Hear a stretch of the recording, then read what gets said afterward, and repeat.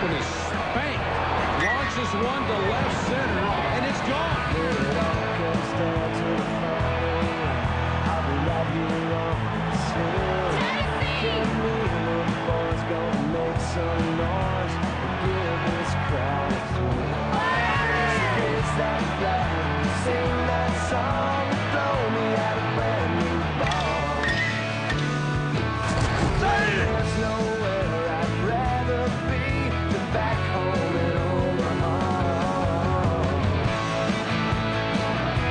Welcome to Omaha in the College World Series.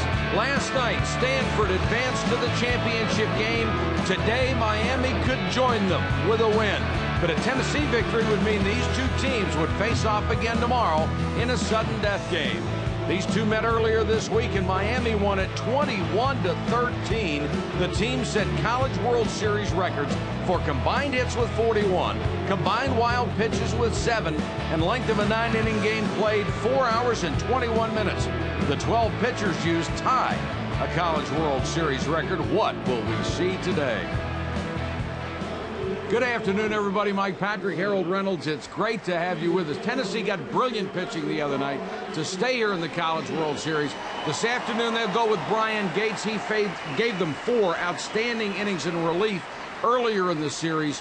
2 hits, no earned runs. Can they get 5 or 6 innings out of them today? Well, you know, Coach Delmonico thought he was going to go with Justin Parker, and Gates stepped up and said, Coach, I think I can give you 5 or 6 innings. It's a matter of pitch counts. He has to throw strikes, but he's been their all-important guy. You talked about going out of relief. Now he's going to start, and they're going to try to get the most they can out of this young man. As far as the number of pitches thrown, Rod Delmonico says he has all summer to rest. As far as Miami, Charlton Jimerson, the center fielder, has been the spark plug for these guys. Well, this is a guy who's not going to be resting this summer because he's got a 5th-round draft pick. He's going to get a chance to go on and play. If you've got a chance to see his ability, it's just starting to really blossom.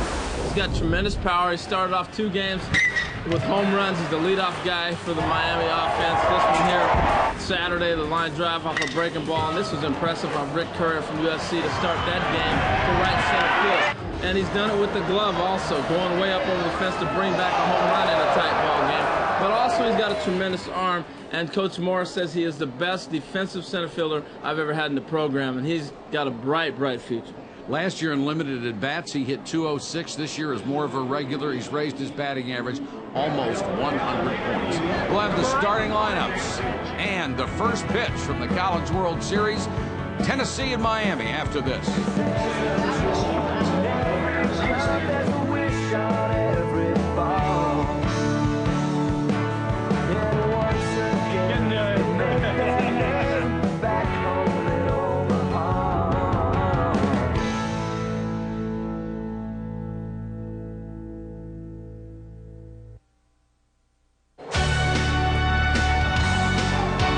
ESPN2's presentation of the NCAA College World Series is brought to you by New Edge Clean Shaving Gel. It helps lift dirt and oil every time you shave.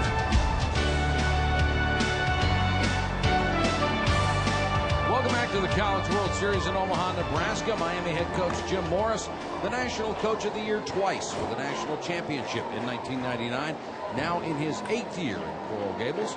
And here's the lineup he'll put on the field this afternoon. Charlton Jimerson from Hayward, California, and got my nickname from my sister, and they call me Chewy. I'm Mike Rodriguez from Cooper City, Florida. Javi Rodriguez from Miami, Florida. My name is Kevin Howard from Thousand Oaks, California. Danny Marienzo from Miami, Florida, and my teammates call me D-Ma. Kevin Mannix from Sios Heat, New York. Kevin Brown from North Fort Myers, Florida. Chris Clute from Miami, Florida. My name's Greg Lovelady. I'm from Miami, Florida. They just call me Love.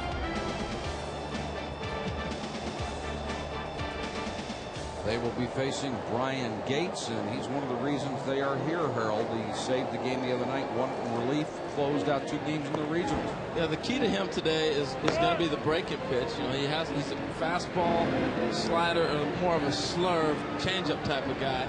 He's going to rely a lot on trying to keep these hitters off balance. They feel like they can get them off speed with breaking pitches.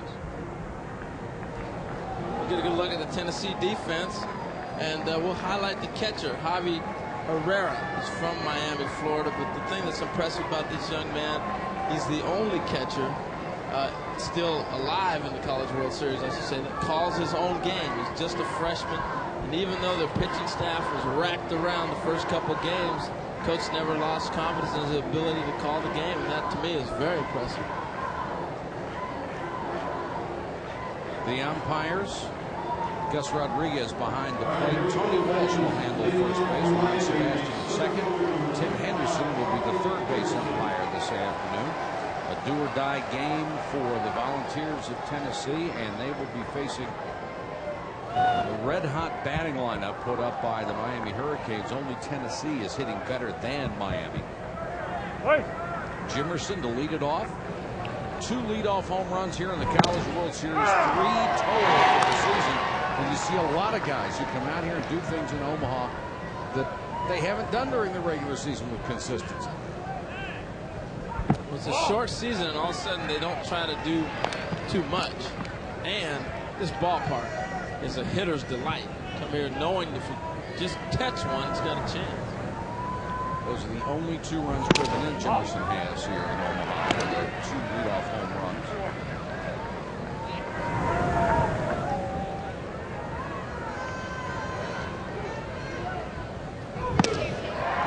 Swing and a miss on a fastball, 2-2. Well, Mike, he's very susceptible to striking out, and we discussed that this morning in our meeting, that he hadn't been picking the ball up, and you touched on it in the open, that he's gained 100 points on his batting average this year because he really has learned where to pick up the ball on a release point of a pitcher. 5th round draft choice of the Houston Astros. And I think you have said it best during the series. His upside is incredible. There's one of the many sets of Miami uniforms. As Jimerson draws the front head. 7 different sets of unis. I'm not sure I'm real thrilled with these, though. Are you? Those look like pajamas, or you put it best. What a prison issue. Well, it looks like they stole them off a prison team somewhere. They did. But apparently they work. They are undefeated in these uniforms. I like the old ones. Yeah, I do too. The white ones they wear are sharp. Of course, marketing drives everything these days. You have to have new stuff so you can sell new memorabilia. And Nike obviously designs these uniforms. The swoosh is bigger than the U on the jersey. Mike Rodriguez looked to bunt it and pulled it back. Rodriguez hitting only .286 in the College World Series, but .326 overall on the season. And Miami, the best running team in college baseball, although they've stolen only 6 out of 9 here in Omaha. The big threat has been Jimerson, who's on at first. He's 3 for 3 in this year. Well, the beauty of it, when you have a lineup that runs up and down the whole lineup, now you don't isolate on one player, and you look at 221 stolen bases. Very tough to defend. They did not want Gates to get started like this. Javi Herrera going out to talk to him. He walks Jimerson and falls behind 3-0 to Mike Rodriguez. See, 27 from 30 for Jimerson.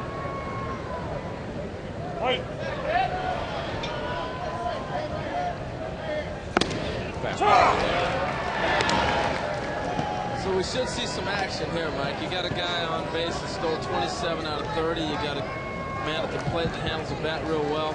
3-1 count. It's all set up, isn't it? There he goes. Strike call. Got it. Save!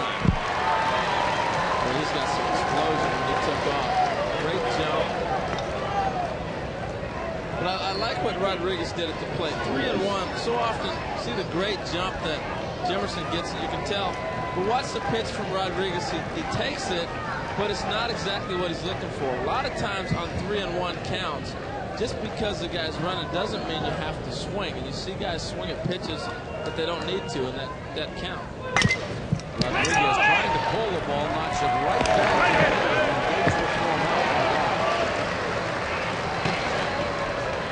That's a big play right there. Sure is. Could have had a runner at third with only 1 out. The shortstop, number 0, Javi Rodriguez. Now Javi Rodriguez, a Miami native. 384 on the year, 375 here in the series. Leads the nation in steals with 66, but guess what? He's only trying to steal twice this year. They've got an excellent jump, and you can see that they're coming out aggressive and trying to put it on you. Jimerson is 5 for 5 in the series, and if they can't pull a ball to get him over, he'll take it himself. He had a great jump, tremendous explosion. You're looking at a 5-tool player, and what I mean by that is he can run, he can hit with power, he can hit for average, and he can throw. And those are the 5 tools that you look for as a major league scout that really separates most players. Rodriguez goes after a breaking ball in the dirt and doesn't get it. Going 2. Come on, better than that. Let it get deep. Now they still have the infield back because they're playing to keep away from a big inning. Get off the inning. Help yourself out as much as you can.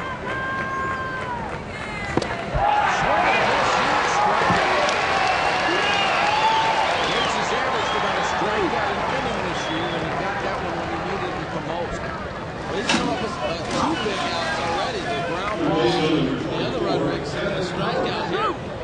Huge because they come after stolen bases that put the runner in scoring position and effectively could have changed the inning. Now he's got a chance to get out of this without any damage.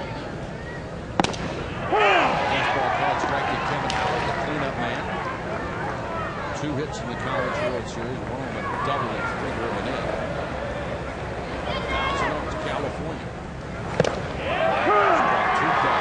Gates looks unfazed, just getting the ball. Here it comes and coming after you. Jimerson, who walked, stole second. Lock in, Kevin. Come on, get up there. Way out, way out. 2 outs, 8 straight strikes from Gates.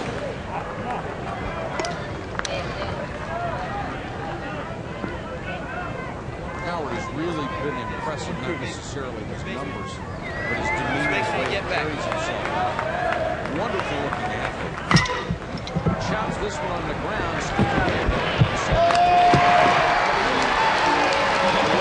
Stolen bases, but Jimerson left the third.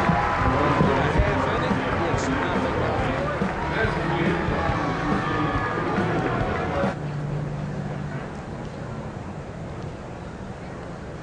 We'll go to the bottom of the first. Miami and Tennessee, 0-0 here at the College World Series.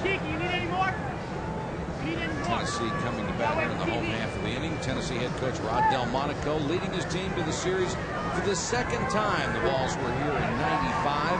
On his 12th year in Knoxville, he's won 492 games, and here is his lineup. Chris Burke, Louisville, Kentucky. Stevie Daniel, Jacks Creek, Tennessee. Brandon Hopkins, Knoxville. My teammates call me B-Hop. Jeff Christensen, Knoxville, Tennessee. They call me a mule deer because when I was a freshman, I was too small to be a moose, so they called me a mule deer. Chris Bennett, Huntington, Tennessee. Justin Parker, Nesbitt, Mississippi. We have a post office. Javier Herrera, Miami, Florida, also known as Pud. Dan Wilson, Orangeville, California. D-Dub. Ryan Cates, Fair Oaks, California.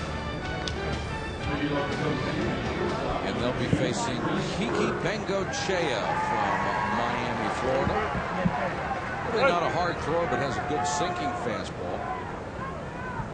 Yeah, good movement. He's going to throw a lot of fastballs because of that sink, and if it's on, we should see a lot of ground balls. 3rd-round draft choice out of high school, who instead chose to attend Miami, and Chris Burke will lead it off. Burke hitting a crisp .462 here in Omaha, .440 for the season, and a consensus All-American shortstop. One of the 3 finalists for the College Player of the Year. Developed a lot of power this year, ended up hitting 20 home runs.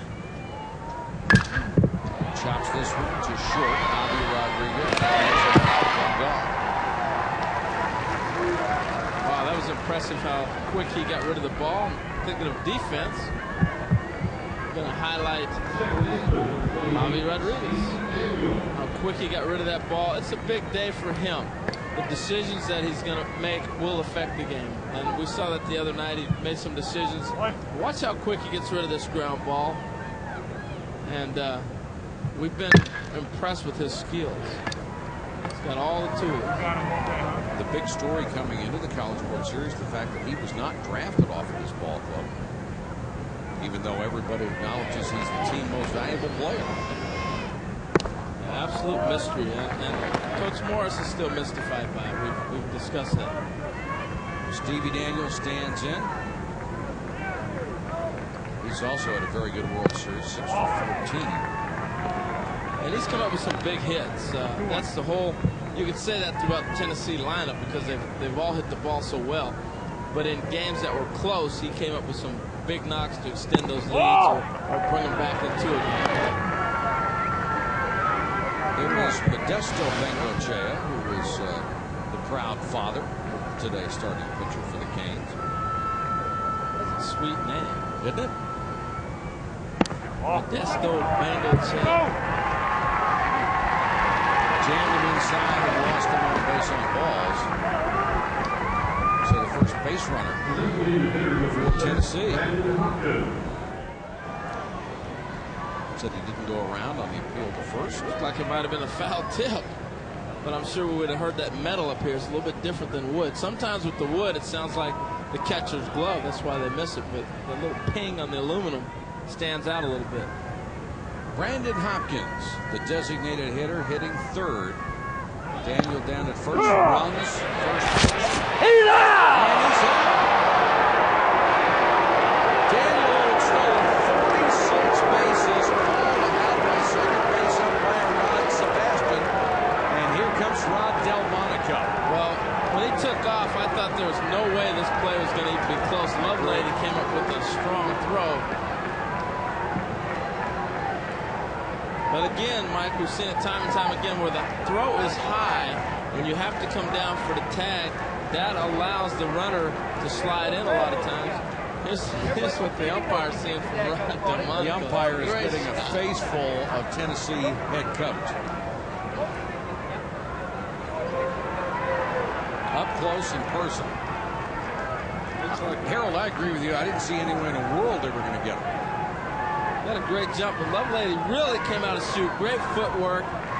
And the tag looked like he blocked him off, and that's why he was able to get him. Great call right on top of it. You see he slid into Javi Rodriguez's foot, and tremendous call by the second base umpire, Ron Sebastian. Didn't get the hand through in time. Beautiful play by Rodriguez, and a big play because both these clubs like to run, and stolen bases are huge. Well, from the angle of the dugout, I can see where Delmonico, but, you know, Ron Sebastian in great positioning. He had the best view of anybody. And to me, that's what umpiring is about. It's not making the assumption. It's waiting and actually seeing the play instead of, well, the ball got there in time or whatever. He watched. He saw what happened. Great call. Yes, it was. Foul back out of play. And when the Tennessee people see that tape, they'll go, yep, boy, was he right.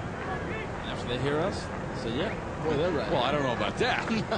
But after they see the tape, they'll know the ump was right. Jammed him. And believe me, they're going to go back and watch it, too. Oh, yeah. That's the difference between now and the big leagues. The big leagues are running in the locker room right now.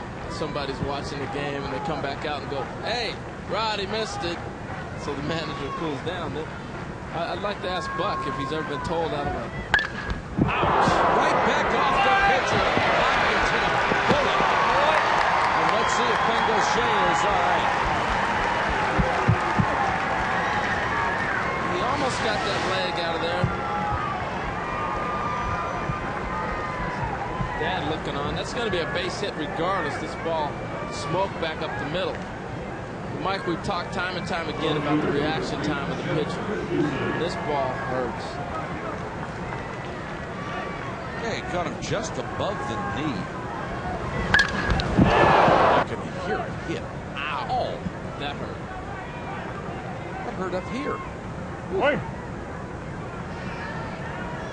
Not going to take any warm-up tosses. Just going to hang in there and pitch to Jeff Christensen.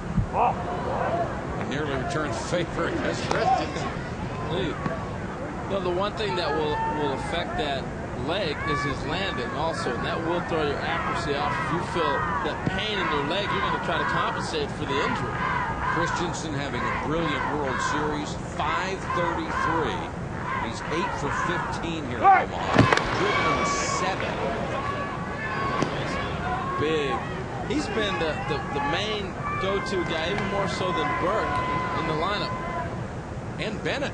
Bennett hitting after him. It's 571. Swung and missed some outside fastball. 1 and 2. Earlier in the World Series, I asked Coach Delmonico, why did you not move Burke down the lineup? Well, now you see why there was no need to really move him. The production he's been able to get out of Christensen and Bennett. Got some other sticks down there. Runner first, 2 out. He's fouled back up play. In Saturday's game against Miami, Christensen carried the offense in the 4th inning. Bombs this one to the opposite field, and then Tuesday night hit a 2-run shot in the 7th, 10-2 over USC. And if I remember that one correctly, that was into about a 25-mile-an-hour wind. We've seen ball after ball been knocked down. There was no chance to hit one out right, and he just lost it. He hit a man's man, no doubt about it. High fastball 2-2. Wondering about the flags today. They've been swirling a little bit. Sure have. They were blowing out to right as you were talking. Now they're starting to blow a little bit more to right center. So, and at times they've been blowing in. Yeah. Usually get that about 2 out of 10 days here in Omaha. Christensen on the 2-2, straight back to us. Almost had a swing over, maybe 40 feet short. And Harold was ready because that was coming in so softly. I mean, that was just floating back. I was ready. I was in good positioning, and I was looking where the ball landed. It came down right above University of Nebraska Omaha women's softball team, who won the Division II national title this year. So somebody down there, I'm sure, would have caught it if it would have been able to go through. Nothing gets by you, does it? You know where they all are. Straight away center. Jimerson almost in his tracks. Makes the catch. The inning is over. A man left after Winfield pace it off the pitcher. Played 1. There is no score. Back at the College World Series. Here's a job not many people are going to want. That's the geodesic dome at the new addition at the Henry Dorley Zone beyond the right field wall. Henry Dorley Zoo beyond the right field wall. And this guy's up there. I guess he's the window washer. Oh, wow. How much an hour do you have to get to do that, Harold? I don't think they have enough. This is hard enough. The tower, one of our camera positions. The only thing he's got to clean out there is the camera ladder. Yep. That's the only thing up there. He and the camera. Go to the Miami second for red hot Danny Matienzo. 5:56 here in Omaha. 2 home runs and 6 driven in. Against Tennessee in the first game, had both of those home runs, all the RBIs. So he likes to see the Tennessee pitching staff coming.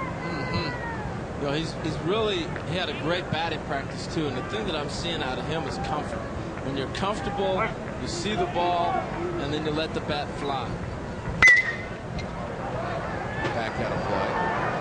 Take you back to that Saturday game against Tennessee. It was a 21-13 slugfest. Matienzo lights it up in the right center the first time. Got it out of here about 6 rows back. And then in the 8th inning, sent one into the night. And as we said, 6 runs driven in that ball game. Season for a lot of people. But what was impressive is he went to left field and he went to right field. When you see hitters doing that, they're on their stroke. Struck him out on a pretty breaking ball.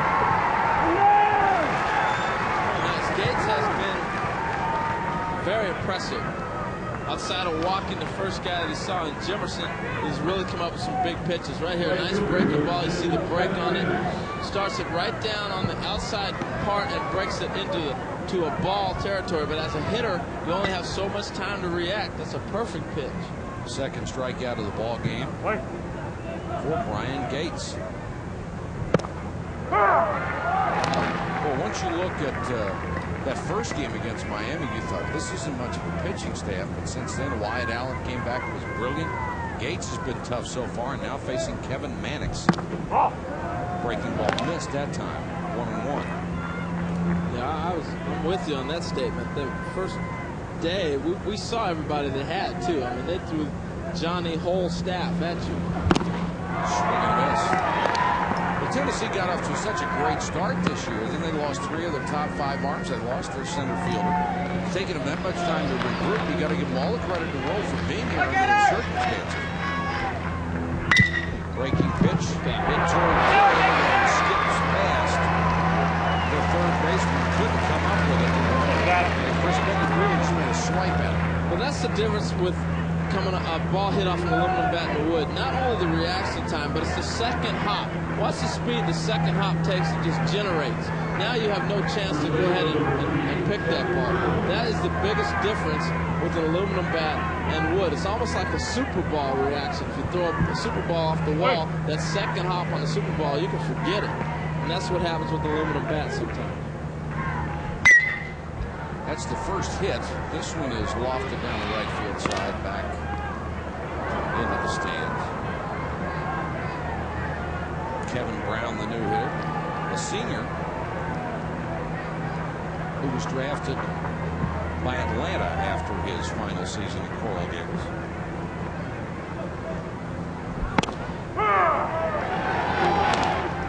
And he had a big regional in Coral Gables this year. He was actually the MVP, made the all-tournament team as the first baseman. 1 on 1 out for Brown here in the Miami second inning. Up and in. Both of these pitchers will come inside. And they both have good stuff. They're going to throw in the in the low 90s. And that's a pretty good pop on a fastball. And the other thing to stand out, they both don't worry about the runner. We're not seeing a slide step. They're setting themselves, gathering, and throwing, coming with their best stuff to the plate. And as we said, these are 2 of the best running teams you will ever see in college baseball. The stolen base is an integral part of their game. Pitchers just out there doing their job, trying not to worry about it too much. Throw over this time. You don't expect Matienzo to be going. There you see the team numbers, because Matienzo has only stolen 3 bases this year.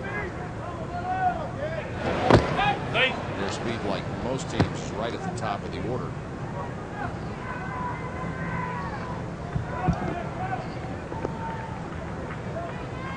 Two to Kevin Brown. Just missed with a fastball. And Kevin Brown has the ability to have a big game too. In the regional, he had a 10 RBI game, 3 home runs. So he can light it up a little bit himself. Broke a school record, a regional record, tied 3 more. Swing and a strike 3. He's out!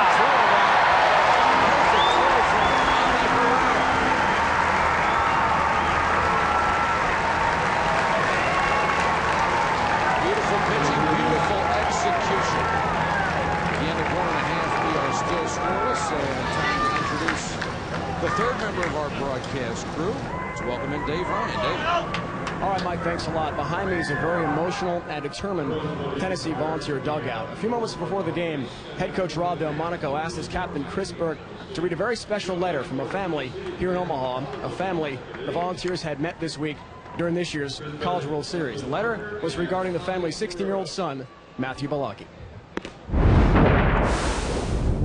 I don't think I've had anything touch me in a long time. And I think you guys will understand once you have kids. You'll understand, but I've asked Burke to read this thing because I can't read it. It says, Dear Volunteers, I just wanted to thank you for all the signing my son's baseball on Thursday. You guys really made him feel like a part of your team. My son Matthew wasn't able to play baseball after being diagnosed with multiple sclerosis at the age of 11. But this year, as he went to the autograph sessions, and we were blessed with the meeting of a number of your guys. Last night at 11:30 p.m., we took Matthew to the Methodist Hospital in Omaha after Matthew had a shortage of breath. At 4:02 this morning, Matthew went into cardiac arrest and passed away. On the bed next to him was the baseball my wife and I tried to get him to leave at home. I hope you will allow Matthew to play with you guys today and on the championship day. He was like so many of you, young and full of energy. Please know that it might not mean much to you guys when you signed the ball. It meant the world to Matthew. that we laying Matthew rest with a championship team ball before Saturday. God bless you all. Mike Black. If it's okay with you, I'd like to dedicate the game to Matthew. The next 3. We'll put the letter up right beside the lineup, and let's play for him. Guys, a lot of the players I talked to after the emotional letter was read to them said it really puts baseball, everyday good health, and enjoying your life in perspective. So many things we take for granted. Also, Rod Delmonico, the head coach, told me just a few moments before the game that he plans on some sort of dedication, maybe a fundraiser in honor of Matthew Ball. All right, here we go. Boy, Dave, what a story. We read that letter. Wasn't it dry eye? You know, the Tennessee team has really become the fan favorite, and little things like that. Yesterday we got a chance to see their access package. They were in children's hospitals and spending time. They've really become a community leader of all the clubs here. And we'd like to pass along our sympathies from everyone at ESPN to the family. Just a tragic, touching story here at the College World Series. Chris Bennett to lead it off in the bottom of the second for Tennessee. Hammers it toward third. Kevin Howard, who has just been spectacular at third base, comes up and throws him out 1 down in the second. Well, Kevin Howard is one of those athletes that they're going to move. He's a normal shortstop, but because of Javi Rodriguez, they put him at third. He can play anywhere in the infield, third, second. Klutz, the senior, will be graduating, so we may see Howard in the middle of the diamond somewhere, either at short or second. And Coach Morris will make that decision next year. But he's some kind of player. What a luxury to have a guy like that who obviously has shortstop skills to be at third. Justin Parker stands in 279, hitting 250 here at Omaha. He's driven in 3 in the series. Well, Justin Parker could become the key player to Tennessee's victory if they are to win a national championship. Skied toward right center field. Jefferson, 1 run, or make it 2 run. Because he's going to be a guy that you're going to end up seeing possibly on the mound. If they're going to win it, he'll have to definitely be on the mound. He's been drafted as a pitcher, plays center field, and it'll be interesting to watch as this game progresses how they try to get him loose, to get him ready to get to the mound if possible. Javi Herrera, the number 7 man in the order, with 2 out, nobody on.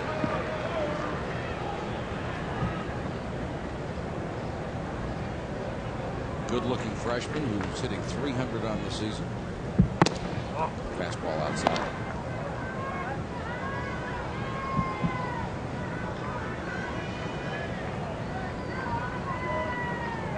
Both of these teams very hot with the bat. The pitching has cooled them down so far. Swung over a fastball 1-2. And Herrera has really come on as a hitter here in the College World Series. And sometimes when you face good pitching on a consistent basis that's around the plate more than what you're used to, you become a better hitter. Breaking pitch, hammered foul.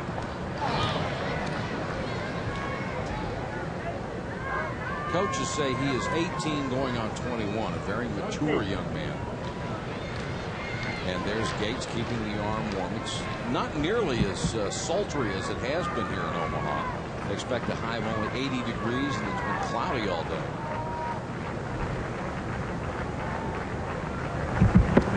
Downstairs, and as you might have seen on your local news or on the Weather Channel, if you tend to watch that, last night there were 4 tornadoes west of here. One, which was just enormous, caught on videotape by one of the storm chasers. These guys have more guts than sense. I'm telling you, that is a crazy job. Chasing down tornadoes? I'd rather do that to climb that dome, though. At least you'd be in a car, you get a chance to get away. You're on the dome, you're on the dome. 3-2 to Herrera. Lost it.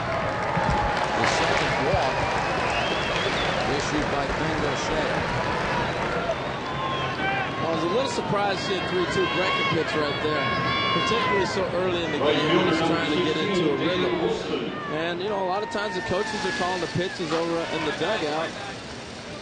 They know their players, but I still have the confidence and the feeling that the pitcher and the catcher have a better feel for what's going on than a coach in the dugout. But at this age, they're still learning. Because that pitcher always has the option of shaking the thing off. Absolutely. You're the one that's got to throw it.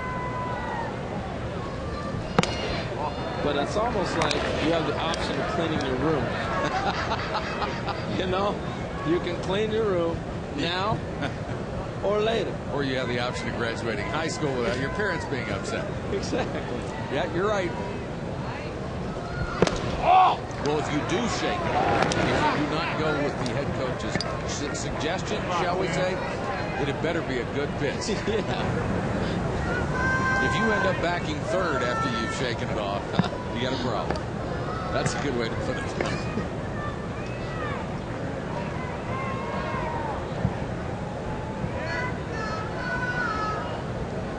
Buck Showalter styling with no socks. I know you heard us too. Fastball in there. 2-1. Mike, we're gonna have to ask him. It's his day off. He's got to come join us. I sat in on their game yesterday. You sat in on every game. Yeah. You've done 2 since you got here last week.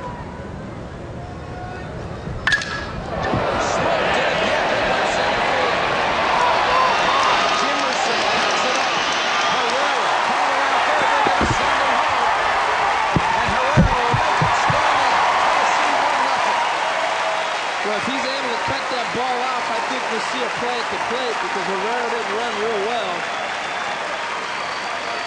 Big hit in the gap right there. Wilson ripped it. He caught a fastball and stayed right through this ball into the gap. They were actually playing him towards right center field, so Jefferson came a long ways, and that ball just caught him in between the wall, and anytime you get on the warning track, it becomes a difficult play. Herrera given a great run. He ran a good path. You see a good turn right there. On in for the easy score. Ryan Case will stand in after an RBI double from Dan Wilson. And Tennessee has taken a 1-0 lead here in the second inning.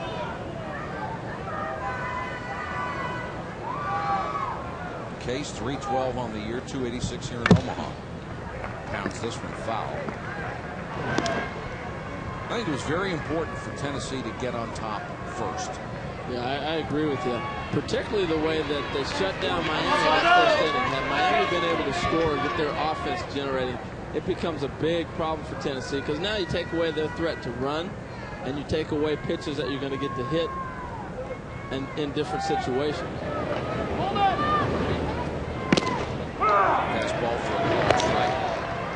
0-2 to the number 9 man in the order, Ryan Case, the first baseman.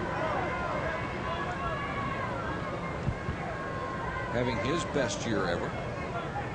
And the leadoff man, Chris Burke, and their leading power hitter is on deck.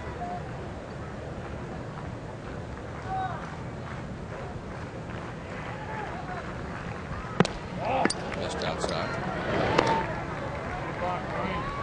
It looks like he's busting them in with the fastball and then going away with the breaking pitches. But he's known as a sinker ball pitcher. Most sinker ball guys will sink the ball away from a lot of hitters and not necessarily try to pound you in with every pitch.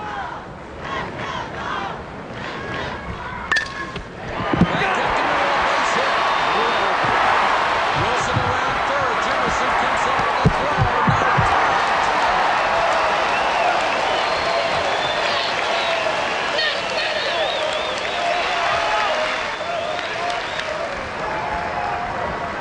Again, he's going to throw you a lot of fastballs, and that was the scouting report, and we've seen that. Right here, another fastball down the middle, and Case drives the ball back up the center. Just takes what he gives him. Case has had some big hits here. Well, the 8 and 9 men in the order have come through in this inning. Wilson with an RBI double, and now Case with an RBI single to give the Volunteers a 2-0 lead. 2 outs here in the second inning, and they're going to go out to talk to Kiki Bengochea. And you don't know if there are any after effects from him taking that shot in the leg. That's a great point, Mike, because that affects your delivery and how you're going to land. And where you land affects the pitches you're going to be able to throw if you can accurately locate it. I mean, anybody who's had a sprained ankle or anything like that, you know how you favor that. Join ESPN tomorrow for more early round coverage of this year's U.S. Open from the Southern Hills Country Club in Tulsa, Oklahoma. Defending champion Tiger Woods looking to make it 5 straight majors against a field of the world's best. Of course, we played yesterday. Paul Griego's course, Oak Hills. Very nice golf course, and as usual, they were very nice to us out there. Well, you got carte blanche around town.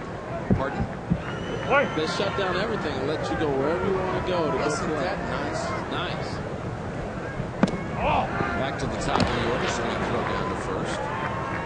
We were talking with a couple of people last night about the U.S. Open. We had a chance to play a course near my home in Northern Virginia. It's up in Maryland, called Whiskey Creek, a couple of weeks ago. The first course that Ernie Els ever designed. Ernie Els is going to be out at the Open.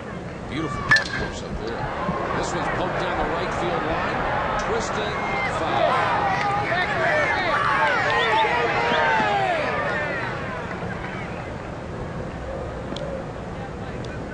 Tennessee never had the lead in that first game against Miami when they were beaten 21-13. And in both of these College World Series victories here, after that defeat, they have gotten ahead early. Ben Gaucher has already thrown 42 pitches. Well, Miami's pretty much got their whole pitching staff available. Unlike Tennessee, they've had a couple of pretty good pitching outings to get them where they need to get to. Mary Jo Burke, hoping her son can come through again. He has all year. And she'll make some racket down there. She admitted that earlier to Dave Ryan. You're going to know where Mary Jo is. Burke wants time. Well, what might be interesting is if Tennessee decides to have Case run in any form, delayed steal or anything, now that Burke has 2 strikes. And if he gets thrown out, he starts off the inning next inning. Outside for ball. You've seen Greg Lovelady behind the plate play very often. He likes to throw the ball.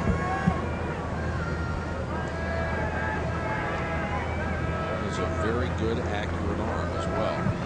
Oh, inside, almost plunked him. That's one of those invisible balls again. That ball went right through him. You wonder how you get out of the way of that ball. Well, he's grateful it went through him instead of through him. Yes, indeed. And so is Mom. 27th pitch of this inning coming. It has been a struggle this inning for Ben Gaucher. This one is down the right field line. Maddox coming. That's the 3rd out of the inning, but back-to-back big RBI base hits have given Tennessee the lead against Miami.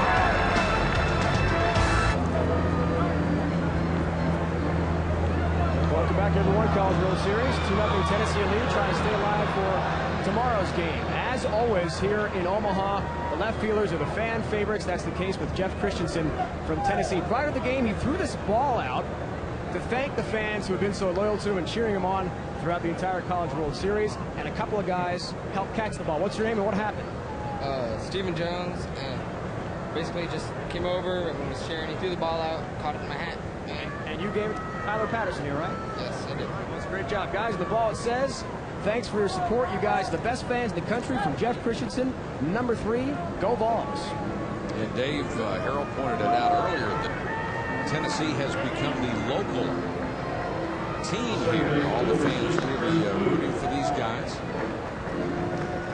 And they've shown a lot of heart after being dusted off in that first game. Buck Showalter has joined us, badgered into it by Harold Huntley. You know there's no extra fee for this, don't you, sir? Of course. Chance to watch a baseball game.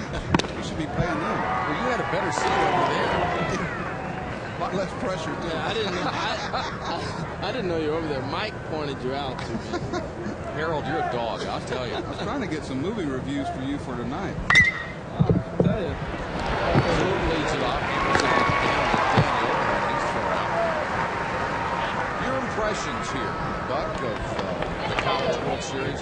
Level of play, enthusiasm, all just what strikes you about it? I've been impressed. I think once the first couple of games and the anxiety got out of the way, I think the pitchers kind of fell into pace a little bit more. Initially, I was going, is anybody going to give anybody out? And it's tough to pitch and with the aluminum bat, but I think everyone's settled in and they've made outs and out and enthusiasm. And what a job Omaha does here with the College World Series. It's a great event. Everyone's told me this is one of the best events of the year in college sports. It is so much fun, and these people show up to root for everybody, and they're very knowledgeable fans. And the one thing that has always struck me about the players out here is everybody just busts their behind to play as hard and as well as they possibly can. I love that. I love just watching infield and seeing the enthusiasm. I mean, Harold, you know as well as I do, when's the last time you saw a Major League club take infield? I'll tell you what, that's a lost art in the game, and it's fun and refreshing to see it here.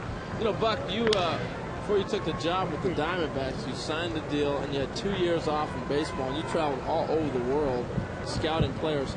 What do you look for as an evaluator? Well, I think you look at a lot of intangibles, Harold. I think the two tools that you can't teach and you can't really improve on is arm strength and foot speed. It's tough for me to make you run faster or make you throw the ball harder. Unfortunately, I never could figure out growing up because I couldn't throw why you can move your arm faster than I can move my arm faster. I never have figured that out, but it's just the case. I found out traveling around the world that we are not alone on this earth, that we're not the only country that can play the game of baseball. And if you don't get involved in games globally, you're going to get left behind.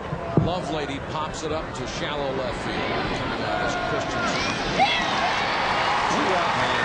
Another thing that hit me, Harold, is go to college and high school or even minor leagues and goes back to the big leagues. The thing that hit me so was the strength and size factor of Major League players, even the little guys. The strongest guy on my club one year, pound for pound, was Andy Stanford. I mean, even the little guys and the endurance factor. And you see it with the kids. Some of the guys that have been here in Omaha for years talk about how much bigger and stronger the players have gotten over the years. Is there any individual, I know I heard you the other day talking about how much you like Chris Burke, the shortstop.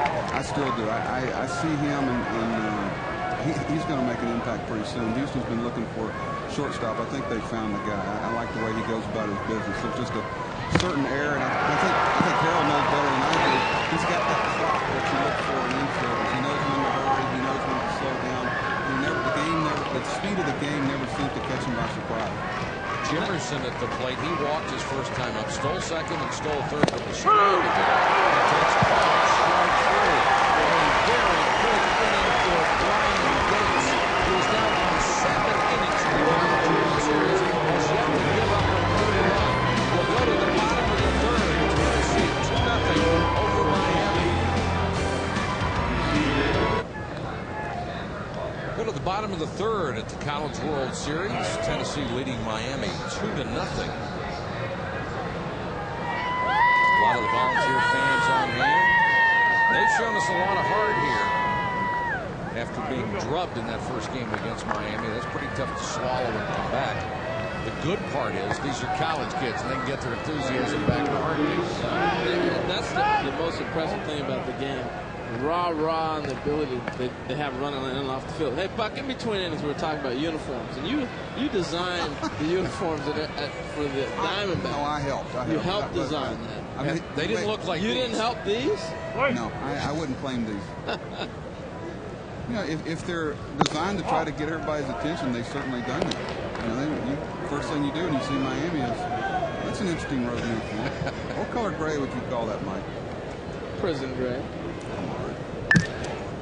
What would you call it, Mike? I don't know. He's going to say prison gray. No?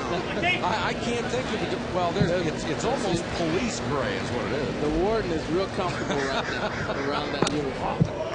I've heard today heather gray, so maybe heather gray. There you go. Daniel stands in, trying to get something started for Miami. We'll see the 2, 3, 4 men in the order here at the bottom of the third. They're down 2-0. Line drive left field. in second, and now Hall's going to stand up double. Well, I've been saying all week long, Burke and Stevie Daniel are the best double play combination in all of college baseball. They both hit, they've got power, they've been both high draft picks. They do so many things well. Watch him on this pitch right here. Fastball inside, just tremendous follow through. He reminds me a lot of Paul Molitor. And watch the fan lean over. That's got to be a ground rule double fan interference right there. He sure got it in the field of play. Unlike the big leagues, though, you get to stay there and sit there and watch the game. You do that in the big leagues, they're coming and yanking you out of here. Well, unless you're in Yankee Stadium. Yeah, that's true.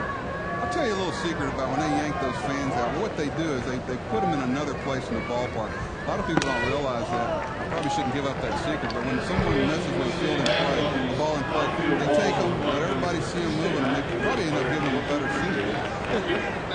That sends a bad message. I've seen a few fans kind of bounce down those steps at Yankee Stadium. Wasn't particularly pretty, Hill. I'm sure you have in the visiting dugout. They brought them down there a couple times. Those guys that run out on the field thinking they're cool, interrupting the game, they weren't feeling too good after the tops got underneath. Brandon Hopkins stands in. Next year we may not see that out here because they're going to raise the height of the left and right field walls from 7 to 8 feet, and the fans will be back a little more as they rearrange some of the seats. They're also going to move the power alleys up to 370 instead of 360.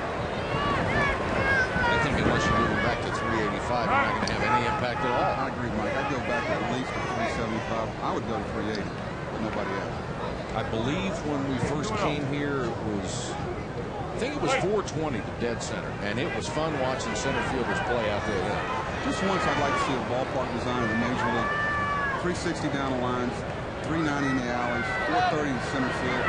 Because then a club could go after the type of team that they need to fit their ballpark. I mean, everybody's got power in Colorado. Everybody's got power at Inman Field. I don't care who you are.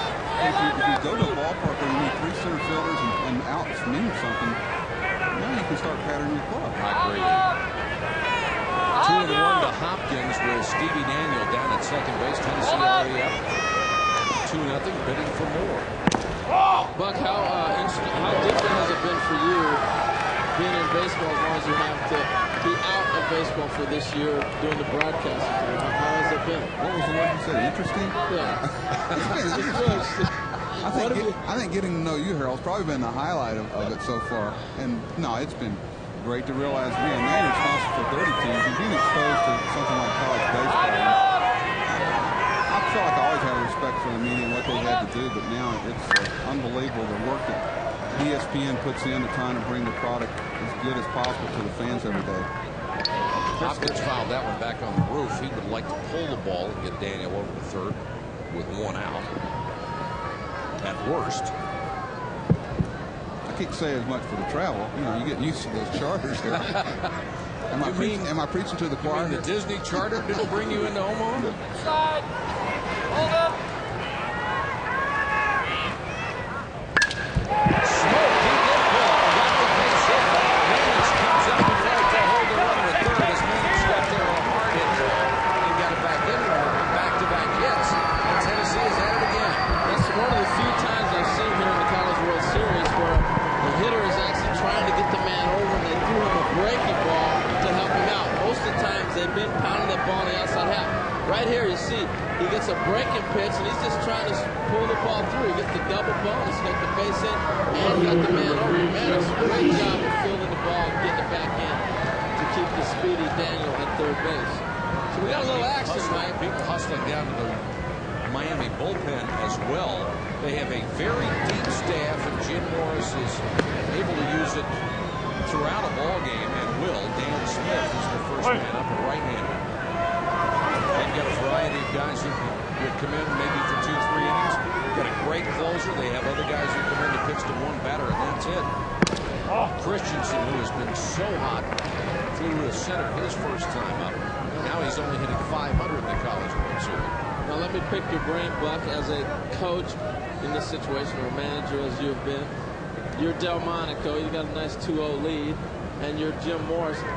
When does the game change for Jim Morris? And thinking I got to go to the pen, or I can stay with you a little longer, or whatever. You can see the graphic right there how ineffective and effective the bullpen. They've been both two-story. Well, there's no doubt that they're well rested, almost to a fault. That's one thing I was just sitting here thinking about, Harold. Sometimes when you're playing as good a baseball as all these teams are when they come into this College World Series, they've won 2 regionals to get here. The last thing you want is 2 or 3 days off, and sometimes that works against you. And it's tough to restart that engine once you lose it. But you've got to attack this game like you're going to try to like it's the last game of the series, because the last thing you want to do is continue to give Tennessee life and it just snowballs. Miami hasn't faced a loss in quite a while, and how they may handle that is yet to be seen. This one's fouled back on the screen. Runners at 1-1. Everybody loves an underdog. It seems to me like the fans here, we've got a good deal of Tennessee fans, but the fans have kind of gotten on Tennessee's side here. I think they want to see another game tomorrow. Yeah, they really have. We were talking about that earlier while you were sitting up there showing off your legs. We were sitting there discussing the game. But Harold, I'm very excited to see that you have socks on today. That's the first. I thought that was paint. Let me ask you a question about something you said earlier. You said, when was the last time you saw infield in the major leagues? Why is it that the more guys are successful, the more money they make, the less you demand or expect of them? How does it work that way? Well, because they've got a good argument. Veteran players will walk up to you and say, Buck, why are we taking infield today? And because we just took 50 ground balls during batting practice. I just made 30 throws across the infield. I'm on the road. I've got 10 minutes to change understrokes and get ready to start the game and come back out. Why are we going back out there to do what we just got through doing for 45 minutes? And if you don't have a good answer, you can't fool veteran players and players in general. And unless you can show them how it's helping you win a baseball game, then you're really kind of dropping them out. So that's an acceptable argument. I think so. Tom Kelly has a younger club. They want to people to take the infield day after day after day. I don't know if they do it on the road as much as they do at baseball. You have to understand that you don't have much time in between. Harold, what do you think? I loved infield, and to me, that was, for me, a mental preparation to get myself ready to go play. If I had to take infield, run upstairs, throw my jersey on, and go, I was still flowing. I liked it. But a lot of guys do not like to take infield. It was a big surprise to me how many major leaguers don't like taking infield. Well, I think that the two people it serves are the catcher and the outfielders, because that's the only chance they get to throw. All right, Bases, get back to that. Bases are loaded for Bennett. Nobody out here in the Tennessee third. This kid has had an incredible World Series. There's his numbers right there. You get a good look at it. Mike, he's been impressive. Who else would you want up in this situation for Tennessee? He's driven in 10 here in Omaha. 6 hits was the record, tied the record with 7 RBIs.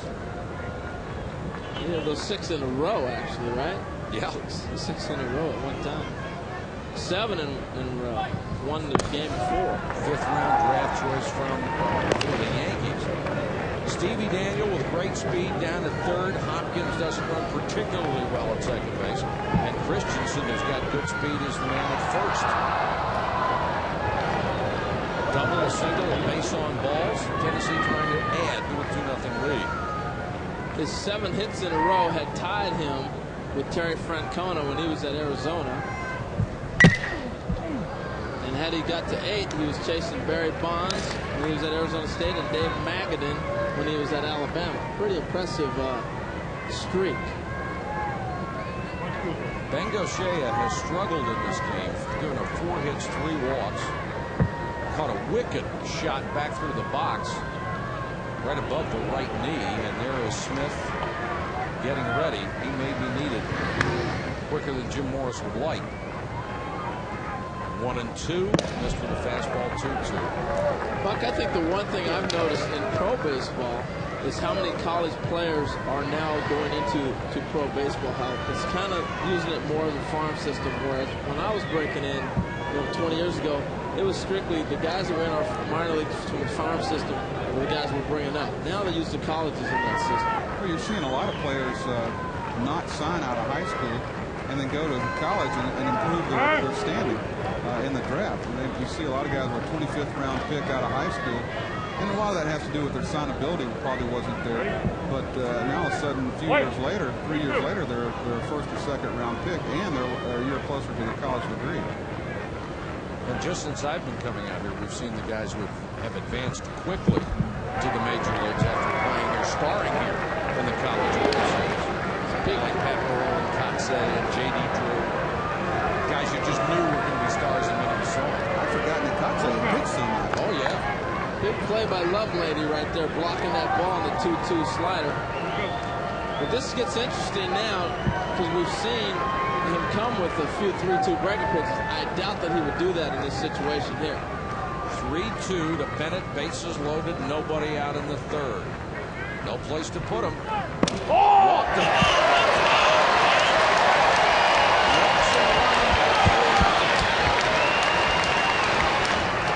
Daniel scores Hopkins to third. Christensen down to second base. Well, it's a fastball. As soon as he releases this, you can tell it's going to be inside. Now, I have to give the umpire, Gus Rodriguez, some credit today, too, because he's had a good zone. And, Mike, we've talked about the last couple days where we've got him pretty good pitched games. The umpires are better. Absolutely. Some of those early games with a lot of runs, I mean, that strike zone, you could go a foot and a half outside, you were going to get a called strike. And the pitchers were bright enough late in those ball games to recognize that. And now Jim Morris is going to come out to the mound with the bases still loaded. A run home, and he's got to make a pitching change to John Smith.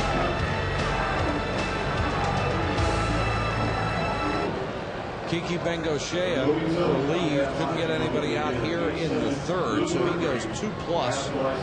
He's up 4 hits, 4 bases on balls, has allowed 3 runs and is responsible for all 3 runners on base should they score, and he'll be relieved by Dan Smith, a redshirt junior, native of Missouri.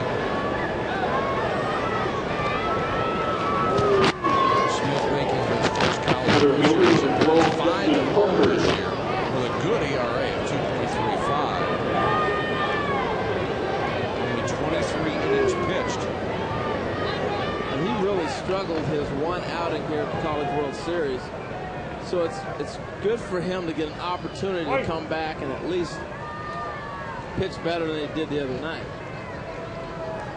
Check it. This is his second College World Series appearance, as Harold said. He was a former tight end on the football team. Yeah, that was an interesting story when they were talking about his build. Team players on the football team didn't even recognize him because he had to lose weight to get in the baseball pitching side. He's down to only 215 now, and 215 for a tight end was 20 years ago. Justin Parker with the bases loaded, fouls it back, 1-1. Well, Miami needs an out in a big way. Just get an out, not necessarily a double play. That's why their infield is playing a deep double play depth, but they want to make sure they can cut this rally. You don't want to keep the inning going. You want to try to get some kind of an out to give yourself a chance. Off-speed call strike 1 and 2. Justin Parker. It's already 3-0 Tennessee. We're only in the bottom of the third.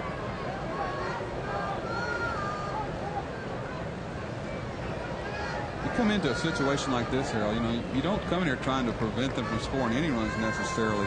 You want to cut down. If he only lets 1 run score here, and really even 2, he's done a great job, kept his club in the ballgame. Count rides at 1 and 2 on the foul down the right side.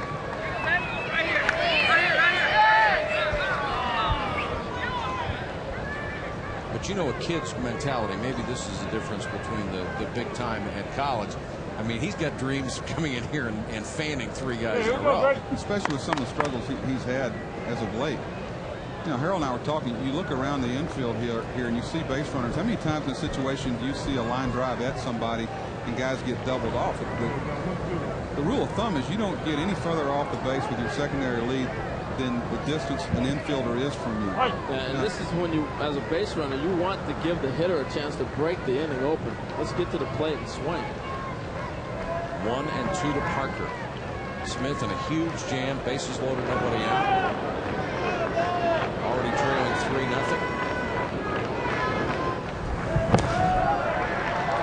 2-2. Now here's the other thing that's interesting about the college game is they're not afraid to tip pitches. In a second base, you know, Christensen here, how he takes his lead he's relaying signs to the hitter. And Parker got crossed up earlier in that bat on the breaking pitch he took for a strike, and that's what tipped me off. He kind of looked at the guy at second like, what are you doing? Now you abandon that plan. He has to hit on his own. Off-speed foul. That was right up on his hands when he hit it. Yeah, it was a little breaking pitch, but as a defender, and that might be what Javi Rodriguez is running in saying right now, as a defender, you're watching the base runner because that's all part of the college game, tipping the hitters off. And if I find a base runner tipping pitches, I go in and tell my pitcher, we need to change signs. He's got your signs. You got to mix it up. What happens a lot of times, the catcher might get lazy and he'll put down one sign. And this hitter, any opportunity to tip a pitch, he's going to do it. Another 2-2 coming to Justin Parker.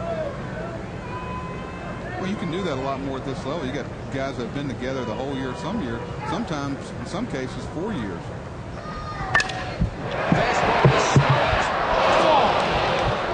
In the professional game, I don't think it happens near as much as people think it does. The last team done really strong suspicion of it was Milwaukee Brewers, and they had Molitor and Young and Gantner and all those guys that have played together for years. They get a guy at second base. You go around the signals one time, you need to change them up. Yeah, they were very good at it. But I think you make a great point that these guys do play a long time together. And as a hitter, you got to trust that guy at second base. Mike, can you imagine getting the wrong sign? No, sir. Sitting on a curveball and the fastball comes up, a little chin music? I don't think so.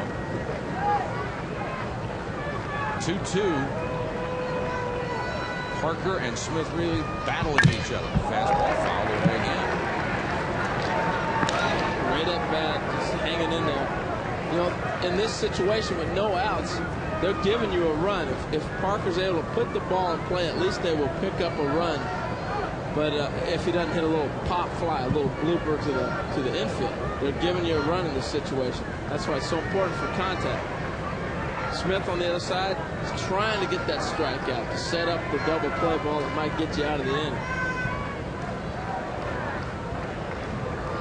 Staring in intently at Lovelady.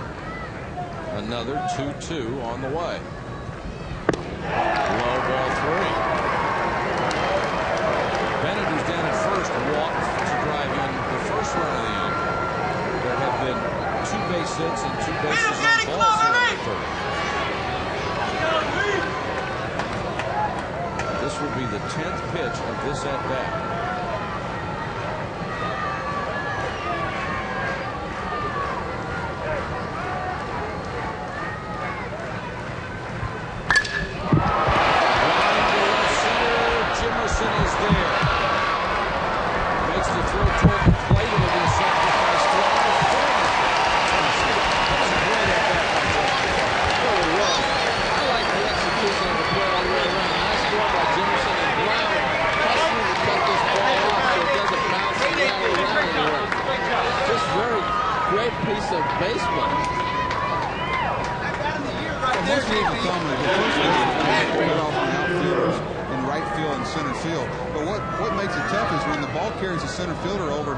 Center field, the first baseman's really got to anticipate that play and get in there. Hopkins scores. The runners hold at first and second. Still only 1 gone for Javi Herrera, who walked his first time up.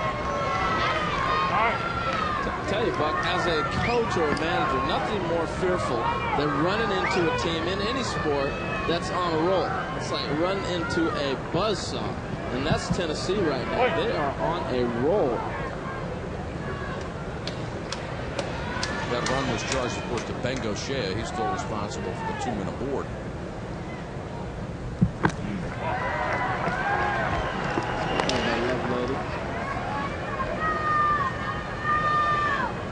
In the first 3 innings in the College World Series, Tennessee down 9-0. Since then, they're up 46-26. They have really brought out the whooping sticks against pitching here in Omaha. They called Todd Helton back, said, Todd, we need you to quarterback instead of get up here and play first base. Smith could get out of the inning with a double play ball here. Nice block by Lovelady. Lovelady loves to throw, but just an excellent job blocking that ball and then coming up ready to gun. Walker, who was a starter earlier in the series, the left-hander, is up. It's time for Johnny Holstaff. When you are in an elimination game, as Miami is, you throw whoever can get you out of an inning or win you a ball game. You worry about tomorrow. And Miami has the luxury of trying to put these guys away, knowing that they don't play again until Saturday in the championship game. Swing and a miss. Lovelady bluffed to throw down the first. Nobody there. And Mike, that's the other thing that I see a lot in the college game, that the infielders are looking for opportunities to get your pitchers out of jams. You know, how many times we've seen pickoffs and throwovers and different things like that to give your pitchers a chance to get an out. Javi Rodriguez comes in to talk to Smith, and then Lovelady wants to go out. Harold, they've changed their signs a couple times in this sequence. You have a guy at second base, the same guy at second base as much as they have here. Talk a little bit about what kind of signs would a runner at second base be given to a hitter if he was given it? Well, he's going to either give you location. If he's looking for a pitch on the outside half, it's more than likely going to be something off speed. Or he would give you the flat out the pitch, fastball, breaking pitch. It depends on what signs he's actually able to pick up. T.J. Brunton is up and throwing in the Miami pen. I think, for the most part, location is more what guys give there initially. 2-1 to Herrera. That's why you try to see catchers try to set up so late. They set in the middle of the plate until the pitcher's really in delivery, where it's too late to transfer the location to the hitter. Okay, well, why'd you ask me then?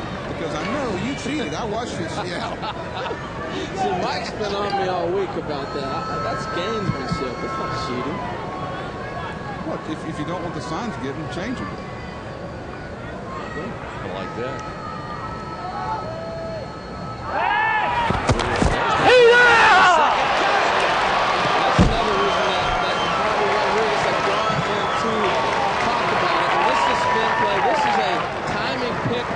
Second baseman.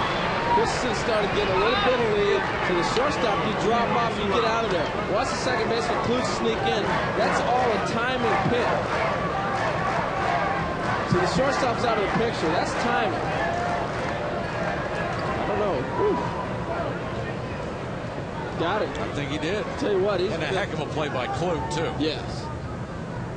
Very athletic play. Big out. 2 gone in the inning. Lays a runner at first. There's a little blooper. Flew back on the grass and will make it. So they had the bases loaded and get 1 run out of it. Nice relief job by Dan Smith out of the Miami pen. End of 3. It's 4-0. Top of the 4th, Tennessee leading Miami 4-0 here in the College World Series. Volunteers have to stay alive. Last night, in another game where Cal State Fullerton had to win, they were unable to win against Stanford as Jeremy Guthrie pitched 7 strong innings. Brian Hall and Ryan Garko homered, and Stanford went on to win 4-1 over the Titans. Guthrie allowed only 1 run, 4 hits, struck out 5, and walked 2. Cal State Fullerton's dream ended last night. Stanford advances to the championship game. Miami trying to join them today. There's the line score. A very well-pitched ball game. And when we played golf yesterday in a 25-30 mile-an-hour wind, I thought there'd be 20 home runs last night. I tell you, Guthrie was impressive. Kept the ball in the infield. One thing Stanford's done since they've got here, they've taught the baseball.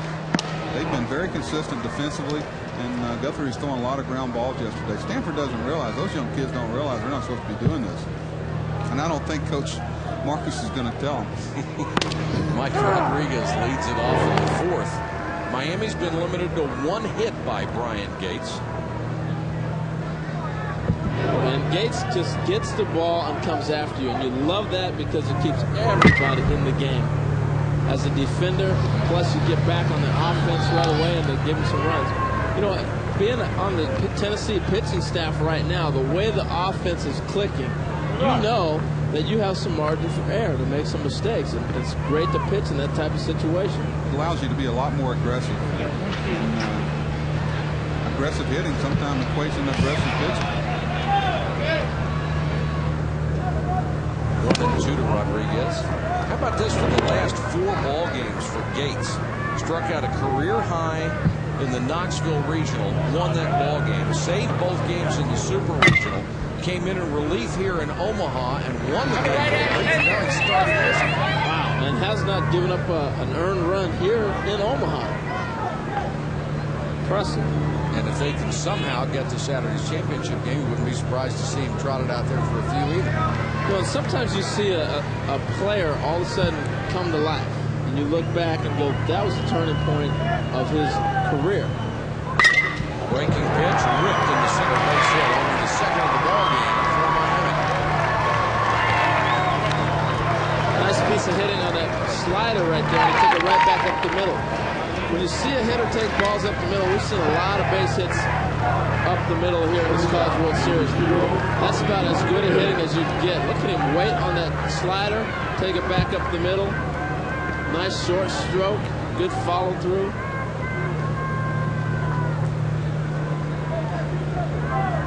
Javi Rodriguez was a strikeout victim his first time. Pushes it towards second. First coming around the first baseman. First the Tennessee first baseman to come over and field it. A good pushback to get it by the pitcher. Well, key here, Harold. First baseman can't go get this ball. Second baseman or pitcher got to make this play.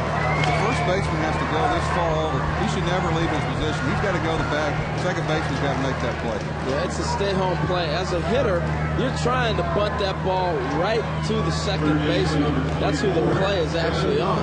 But you're right, Buck. If the first baseman leaves home, as a runner down the baseline, I'm already saying I got them all beat. But you know that pitcher's not going to beat you then. The key to that play is try to make the first baseman move to his right. The first baseman has to move to his right, and you got any type of foot speed, that's a base hit. Howard stands in, 2 on, nobody out. Howard crushes it to right. And it's out of here. Just like that, Miami is back in the ball game. Having one hit in the first 3 innings. They get a single, a push part that comes on as a single. By Kevin Howard. And that is a perfect rally, because that's the type of rally that keeps things going. A little base hit up the middle, the bunt, and the blast.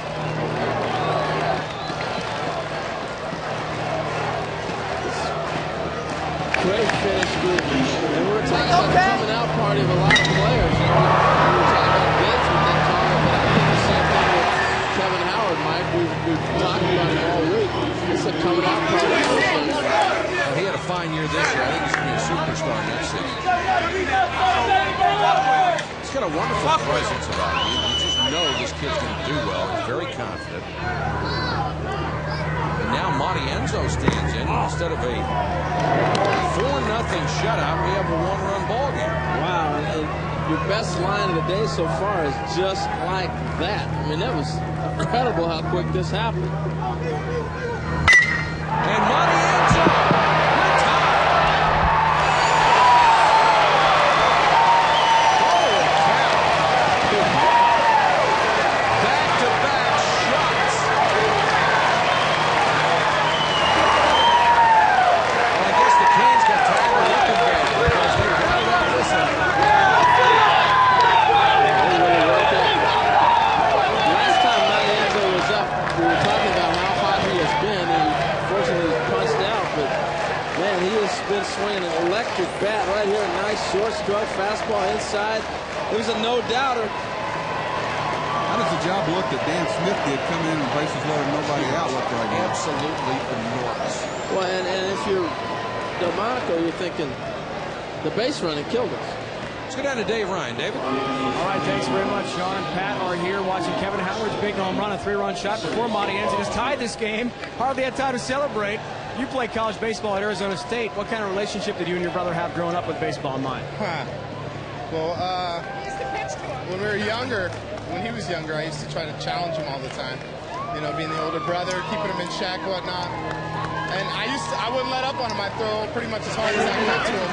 And, you know, when he was young, he'd miss it. Then pretty soon, he just started hitting it. I couldn't believe, you know, at a young age, he was hitting the ball that well, you know, because I really didn't let up on him. It's been great for you because you didn't make it in Arizona State to the College World Series, but your brother finally did, huh? Definitely. My brother had more tools than I did, though. He was born to play this game, I think. All right, Pat, who was the better ball player growing up, Sean or Kevin? You know what? You're never going to get me to answer that. He's a great athlete. He had great speed. He could play any sport. All three of my kids are great athletes, and they all just chose different things in life. You know, we encouraged them to do something you like. And Kevin just loved baseball. My middle son plays football.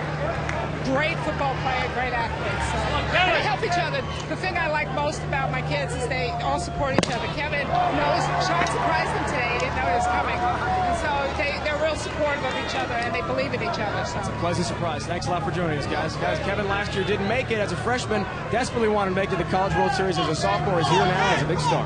All right, David, thanks very much. 1 and 2 hits, man.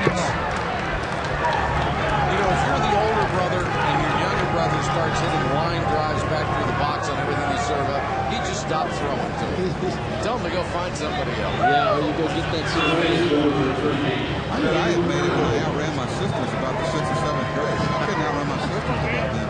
Harold, I know you had a full infill in your family, didn't you? How many brothers and sisters do you have? I'm the youngest of 8.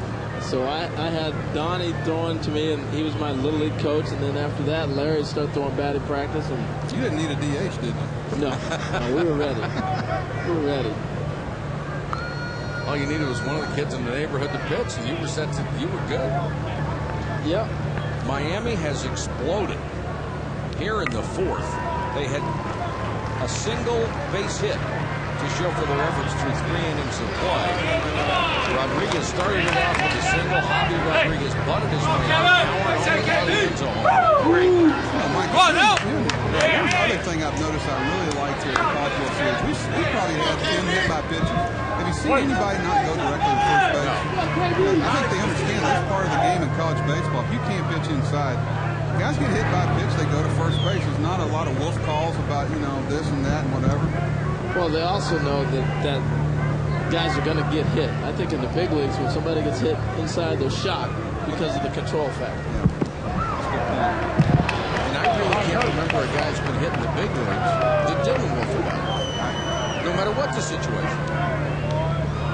Well, Gates was really on cruise control. As you can see what he did through the first 1 through 8. And the second time around, they have lit him up. But it was amazing how quick it happened, Mike, because he was in total control of this ball game. He's thrown only 15 pitches this inning, given up 2 singles, 2 home runs, and hit a bat. So sometimes you can lose it in a moment. Buck, I asked you this yesterday, but when do you notice a pitcher start to lose it? I know you said the offense will tell you a lot, but is that always the indicator? I think the finish on pitches, you can tell a lot by looking at the pitcher. Confidence factor plays a lot into it. I think that if you have a good relationship with your catcher, a lot of times that helps a lot, letting you know some things.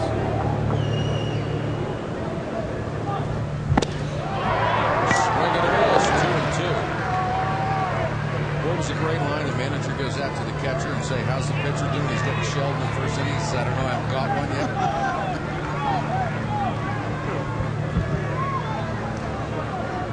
Good look at Herrera there. Remember the freshman catcher making the calls back there.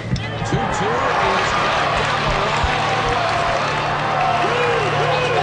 Brown on his way into second. Mannix into third.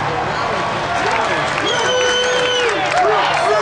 And the situation would dictate a lot of times what pitch you have to call. If the pitcher's not throwing strikes, you got to go with what he's throwing. Brown with a big double right there. He gets a breaking pitch. And now that's the one thing we did not see early in the game. They weren't hitting his breaking ball. And he threw a lot of fastballs. He actually didn't even rely on the breaking ball. So that to me is an indicator of not necessarily of fatigue, but when they start hitting you, you're trying to figure something out how to get them out.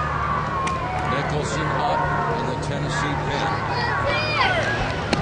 Really, if you look at it from Gates' vantage point, they wanted to get him into the 4th or 5th inning. He's got to the 4th, and it's just a matter of how much is left in the tank. He may not get out of the 4th. He's right. He's already given up 4 runs. runners at second and third. There's still nobody out, and Chris Klug, the number 8 hitter, is in.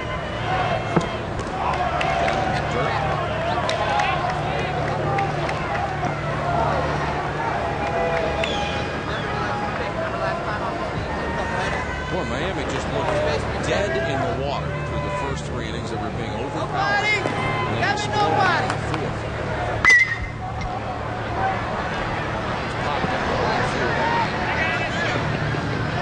You know, Mike, in college baseball, momentum is such a big part of the game. I think in the big leagues, you know, there's an equalizer down in that bullpen that can stop that momentum in a heartbeat. In the college game, you're just saying keep bringing them on out here. I think there's the track record of Major League players allows you to feel that things are going to go a certain way. You said it best, Earl. I asked you to predict anything. You said, if you think I'm going to predict what 18, 19, or 20-year-old kids are going to do, forget it. Hit hard with the second baseman, Steve Daniel, was only playing his first and only run score. Well, that's a nice play by Daniel. That was a short hop that was stepped away from him to come up with that pick. But I'm also impressed with Klug's at bat. He had the whole middle infield back. They were in on the corners, and he tried to shoot the ball at the middle, and he got the man over and got the run in. Keeps the inning going. Miami with the first 35 as you said, Kevin Brown third, and Greg Lovelady stands in. Well, you're certainly going to play the infield in here, but the depth of the infield also depends on the speed of the runner at third base. If you don't have a real good runner here, there's no sense in being on the grass. I think you've seen that with Chris Burke. He's not directly on the grass here because Brown, the runner at third base, doesn't run particularly well. Line drive, fly, we tag.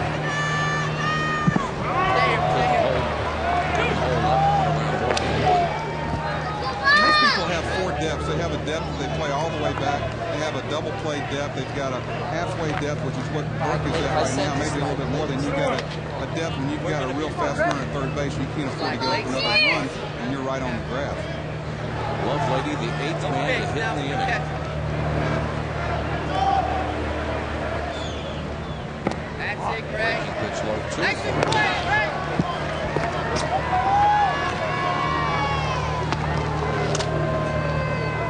Maybe the biggest play of this inning was the push bunt by Javi Rodriguez. They've got 2 Line drive, fly, we tag. It's just a big round ball right here, baby. It's an element of surprise, too. Natalie Bono, the safety squeeze, and go to the plate.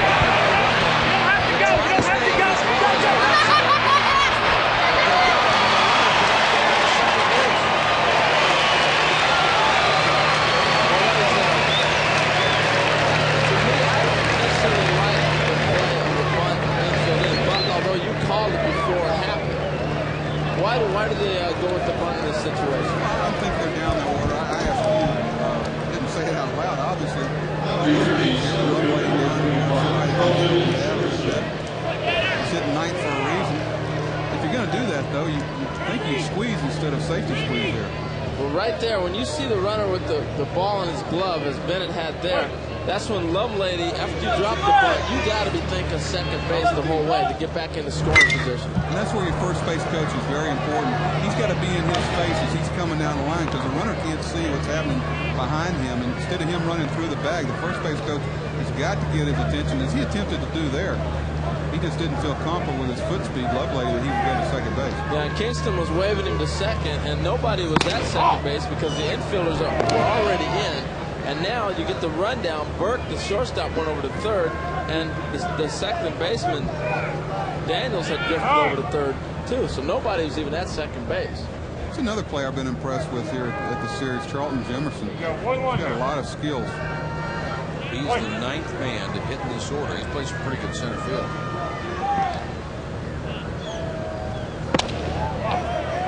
Now here's a good look at Lovelady. Here's the path he takes. He just went the first to stop. Now watch Kingston, the first base. He's already, the first base coach yelling to go, go, go. But Lovelady didn't take the gamble and went back. And now he's saying, see, here's where he's at. What happened on that play that made it interesting was when he bunted it to the right side of the infield, now Daniels, the second baseman, has to go towards the ball.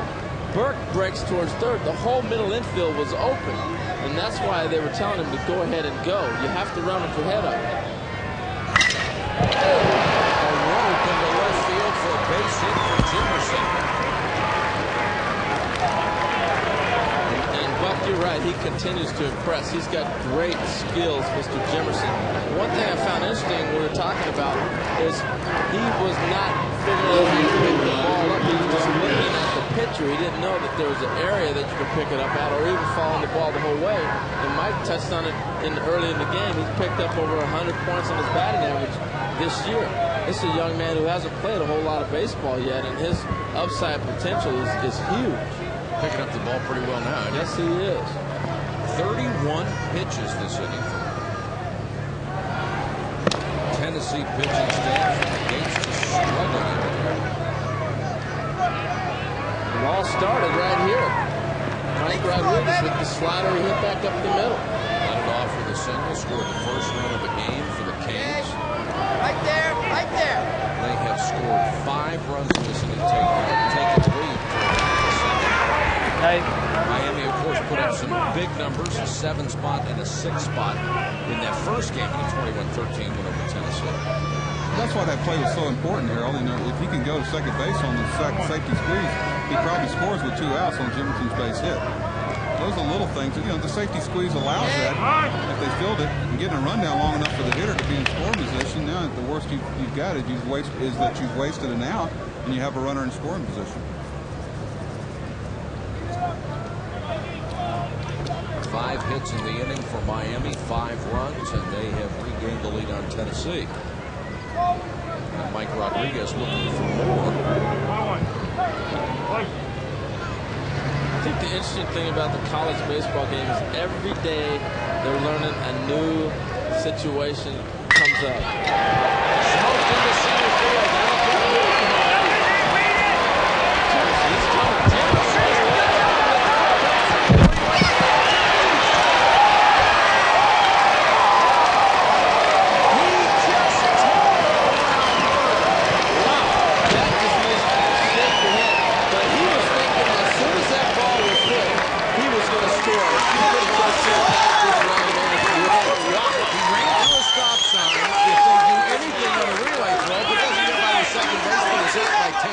Now watch Jimerson pick him up, and right there he's made up his mind. I'm going to score.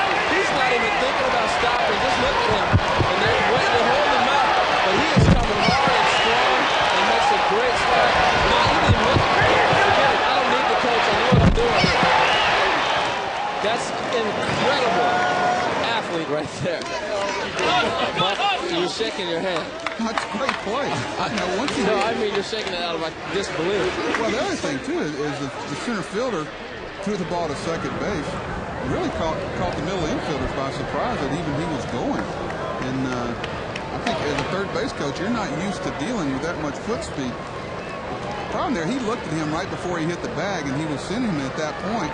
And once he hit the bag, there wasn't any shutting it back down. If you see him come around third base again, you'll see him shut gear down just a moment here. Right about, he almost caught Lovelady in front of him. He's waving him here. Now he stops him. He stops just for a second there. It's too late. I got this gear going. Catcher blocks the plate here. He's getting ready to call him out here if he catches the ball. It looked like it, didn't it?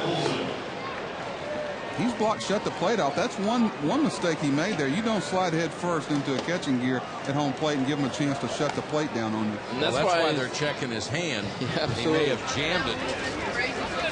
Well, when you come into home plate is a 1 base for certain. He's got all that gear on. You want to slide through the plate, not to it. And you want to be able to blast the catcher's legs out from under him by using your feet. Wow, what an exciting, that is one of the most exciting plays I've seen here. When you called it too, you saw him turn second base and say, he's just not trotting into third, he's coming. Man. And Miami has racked up some big numbers. They have been explosive here at the College World Series. Game 1 against Tennessee, 7 runs, then 6 runs. And then 6 more today. 7 more today, in fact. Nicholson will come on in relief of Gates, who was masterful through 3, could not get out of the 4th. Went 3 2/3. You know, Mike, back when I coached third base, it's a tough job coaching third base. There's such a timing thing. And you go to spring training, the first 3 or 4 games in spring training, you feel like a fish out of water. And really, your rule of thumb is at third base, on a single, say you got a man on second base, single to the outfield. If the ball is hitting the outfielder's glove at the same time that the runner is hitting third base, it's going to be a close play at the play. If he's past the bag, he should score easily. If he's in front of the bag, you have to start thinking about arm strength of outfielders. That's your timing at third base for the most part. It's a timing position and a feel to coach third base. Mike Rodriguez at second. This is Javi Rodriguez, who had a bunt single down the right field line and just fouled. Here you go. Wilson had a long run and couldn't get there. This is an amazing inning. They went from dead and out of it and not looking very impressive at the plate to an explosion.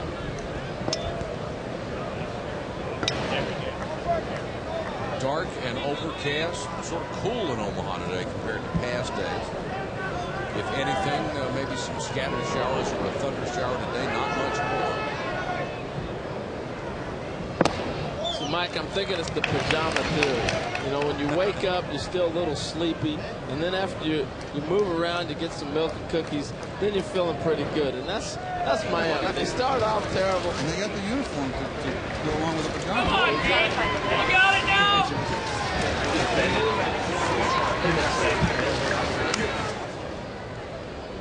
That whole bench was dead, and now they're talking, yakking it up. The other thing I love about the college baseball game, we'll talk about after Nicholson delivers the pitch. This one's off the right side, twisting back. I'm still trying to get over the image of you with milk and cookies. Well, you know, I didn't make that up. It sounded good. But, you know, the other thing about the college game is how close knit you are. I mean, it's like playing with a bunch of brothers. And in the press conference, one of the coaches was saying, you know, our team, all our kids, you know, they all get along, they never fight. And Jim Morris said, my guys fight every day. And I'm down in the dugout before the game today. A couple guys, next thing you know, there's a hollering match that breaks out on one end of the dugout. And Jim said, every day they do that. 1-2 to Javi Rodriguez. Mike Rodriguez down at second. Well, these relationships they have right now, I still get together every December with 7 or 8 of my college teammates from Mississippi State. We get together and tell a lot of lies and play golf. And they don't realize how simple life is right now. It's going to get a lot more complicated. You know, sometimes when you have those get-togethers, the stories and the numbers get bigger and bigger than they ever were in life. But I saw your batting average at Mississippi State. You didn't have to inflate that one to make it impressive. I tell you, before I get away from it, I saw some old high school football films. I didn't realize how bad I was. Christian Nicholson needs an out here. Two outs, runner second base. He's got to stop the bleeding. Well, we know Tennessee's got the offense to get back in this game. Javi Rodriguez, the 11th man to bat in the inning. And base on the ball. The last thing he wanted from Nicholson was to walk in there and put somebody else on. Third baseman number 24, Kevin Howard. Kevin Howard, who had the big blow in this inning, a 3-run homer after Mike Rodriguez and Javi Rodriguez had gotten out. He's back in the same situation he was about 25 minutes ago. It's a hard right to second baseman Daniel. The inning is finally over. Buckeyes 7 big runs to take a 3-run lead on Tennessee.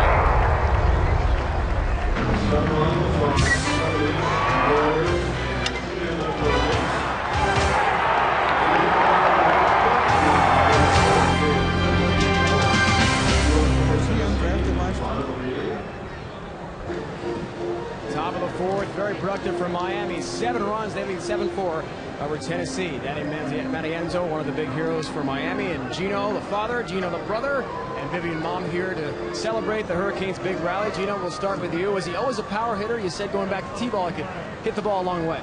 Yes, he always hit home runs all the time. 3 in the College World Series, 13 for the year. Does he have more in his bat? Of course he does, yes. Now, Vivian, growing up, he was a big Miami fan, went to a lot of games when he was a kid.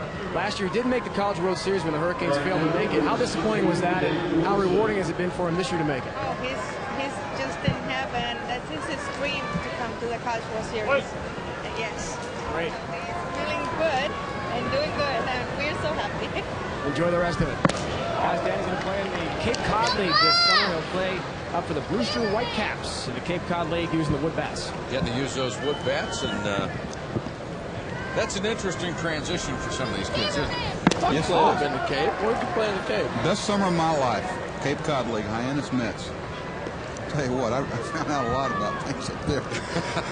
Should we go any further? No, we shouldn't. My goodness, I came from a little small town in northwest Florida. Cape Cod League was very good to me. I think we can all figure that out. Let's go on to the rest of the ball. Wait a minute, that's not where I was going with this. You guys were wrong. Right back through the box. And skips through into center field. Boy, there is no doubt in this Tennessee team. Toughest task right now for Dan Smith is to shut this lineup down. Big base hit right there, because this is an inning starter. And what I mean by that, obviously getting a base hit is the way to start an inning. But when the first guy, the 8-hitter in the lineup, steps up there, gets on base, it's a trickling effect. And they've been riding that wave the whole time. Wilson is now 2 for 2. He doubled his first time up. And here's Ryan Case, who has a base hit today at one trip. Case 3 for 8 in the College World Series.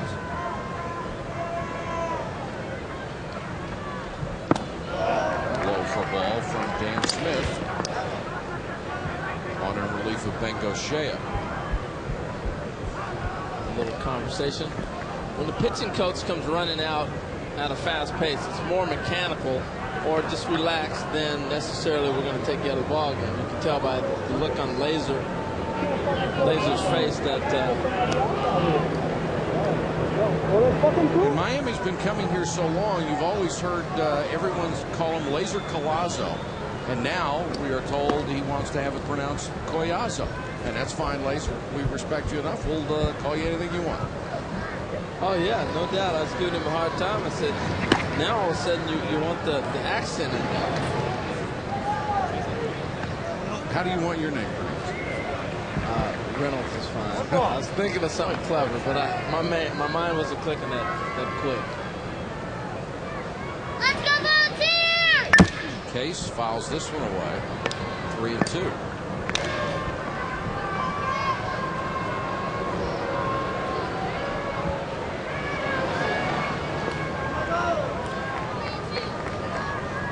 Scoreboard is wrong. It was 1-1. That'll teach me what the scoreboard is.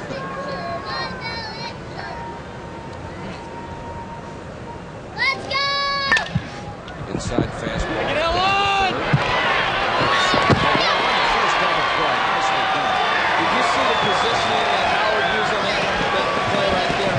That's a shortstop playing third base. Most third basemen can slide their feet and get in front of that. But the way he got rid of this ball set up the double play. Watch how quick he backhands, gets there in great position, and comes with a strike across the diamond. Just like he would if he was deep in the hole, right? Exactly. Yeah, we talked a little bit too about the adjustment that middle infielders going to have to make when they go to the professional game, and guys start sliding a lot different. Here they have to slide directly into the bag, where in the pro game, as long as you can reach the bag with your hands, and they're pretty lenient with that, they let you by with it. But a late developing double play ball is going to be a whole different challenge for some of these guys as they go to the next level. Hit hard back up the middle off Kluk's glove. That'll be a base hit. And the first step that Kluk took was the reason he missed that ball. It gave out on him. He slipped, and now he's just recovering the whole way after the ball. And that's why he wasn't able to come up with this play. You see him there in the top of your camera there, slip, dive. And other than that, he might be able to even get in front of this ball and come up with a strong throw. But when you're hitting 440, those are the things that happen. You get those breaks. First hit today for Burke. And Stevie Daniel stands in. Runner at first, 2 out. Tennessee down by 3 in the 4th. I was wondering if they're going to cut Burke loose. I think they might try to keep going. It's only the 4th inning, and as we've witnessed here, it's going to be a lot of runs. 48 stolen bases. Another throw over. Buck, thank you for joining us. I know you were very comfortable over there.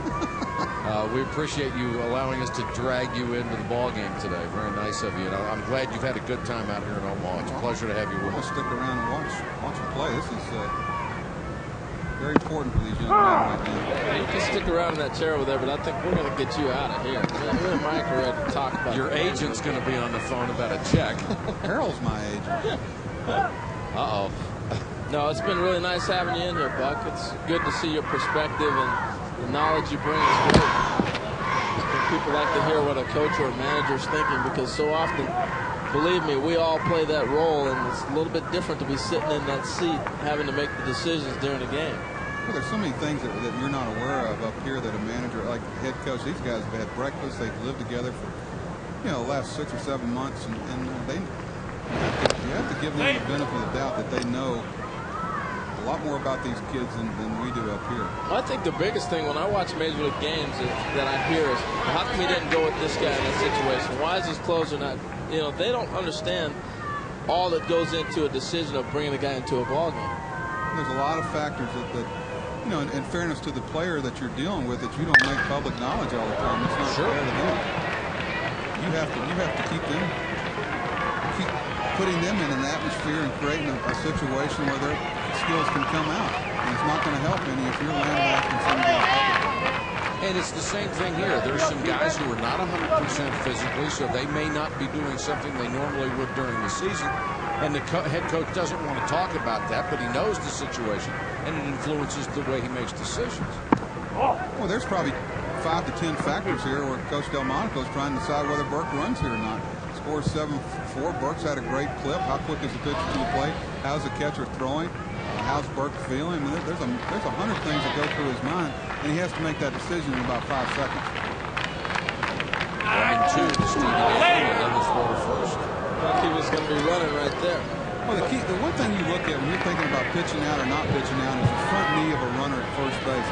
When you throw over to first base, you're not always trying to pick him off as much as you are trying to get a feeling for where he's going. You watch his front knee right here. Watch it buckle. There's a little buckle right there. That tips you off that he's running on that pitch. And another throw over. Last two have been pretty close. That's the 6th time they've gone to first. The toughest guys to pitch out on and get are the guys that are on their own. If it's purely off a signal, you got a pretty good idea after a throw over and it's been tipped off, and the third base coach doesn't repeat signs that he's running on that pitch. But the guy that's on his own, like I'm sure Burke is, they're tough to guess with. Well, and the toughest thing to do is to run on a sign, because now you feel like you're forced to have to go. Not going to throw back to first. It's 2-2 to Stevie Daniel, who was walked and doubled in this game, and Lovelady will throw it anywhere. Well, here's my biggest pet peeve, Buck, and I know they pitched out right there. To me, you got a hitter 1 and 2, and you got 2 outs. Get out of the inning. If Burke wants to run, let him run. You know, a lot of that depends on how the guy's swinging the bat, whether it be Daniel or Hopkins or Christensen. If you got a guy swinging the bat real well, even though the count's 1-2, you think you have an out on the pitch out, you're going to take a pop. Burke goes, and that was dropped by Lovelady. A stolen base without a throw for Chris Burke, his 49th. What was interesting is they followed up on a 2-2 pitch with a breaking ball instead of a fastball. Now, 3-2, you put yourself in a situation where you almost have to come back with the breaking ball again with the respect of Daniel, the hot hitter. Or you give him a fastball, something to hit. So, I don't know. They played that a little backward in my mind, but that's how the college game is played sometimes. It's totally backwards to conventional thinking. 3-2 to Daniel. Struck him out. And that's what you got to do. You got to follow it up on a 3-2 with a breaking ball if you're going to throw 1-2-2 with the base open. Buck Showalter, thank you very much. Go get some milk and cookies and enjoy the rest of the ball. Thank you. Thanks, Buck. We'll be back in a minute.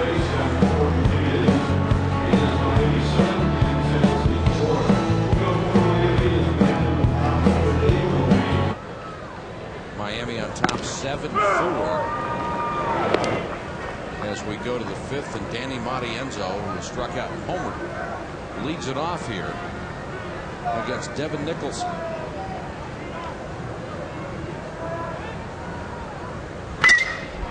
And that's ripped into right field for a base hit. He continues his torrid hitting. He has been on fire. Marty Enzo, 7 hits in the College World Series and 12 at bats. Well, he takes this ball, you know, just down and inside out. First night that we saw him, I said it reminded me a lot of Edgar Martinez from the Seattle Mariners, the way he approaches the ball, and he's able to go inside or out and hook the ball, do different things that he would like to do. Whatever he wants to do at the plate, it seems like he's working right now. He's an impressive-looking sophomore. Kevin Mannix. Well, I'm still a little bit taken aback at the way Miami just exploded in the 4th inning. He'd been held to 1 hit through 3. Really hadn't hit anything hard, and all at once, kaboom. They get 7 and have a 3-run lead. Smash down to 3rd. Bobble, throw across. Only throws at 1st, and the runner advances to 2nd. The USA men's national soccer team will face Jamaica in a World Cup qualifying match on ABC's Wide World of Sports, live from National Stadium in Kingston, Jamaica. It's this Saturday, 2 Eastern, and you can catch it on ABC.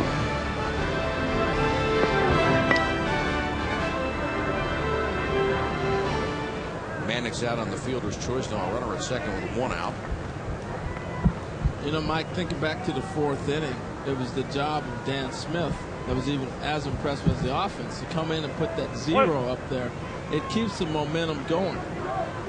And so often you'll see the inning gets opened up again when they come back, and the pitcher then come back and shut them down. Kevin Brown swing and a miss. There's a double and a strikeout in 2 trips tonight. Ball, baby. Top hat. Chris Clute is on deck, the number 8 man. Hey, nobody. High fastball, 1-1.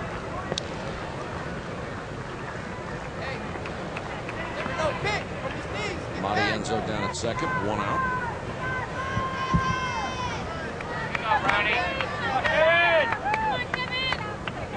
They have their collections ready.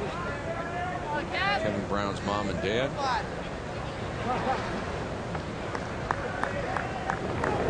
You know, baseball cards making something of a comeback in the last few years, it seems. They were huge when I was a kid.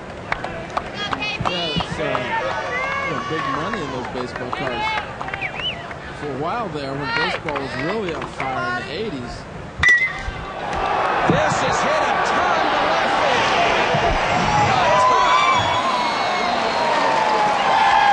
Kevin Brown with a 2-run home run.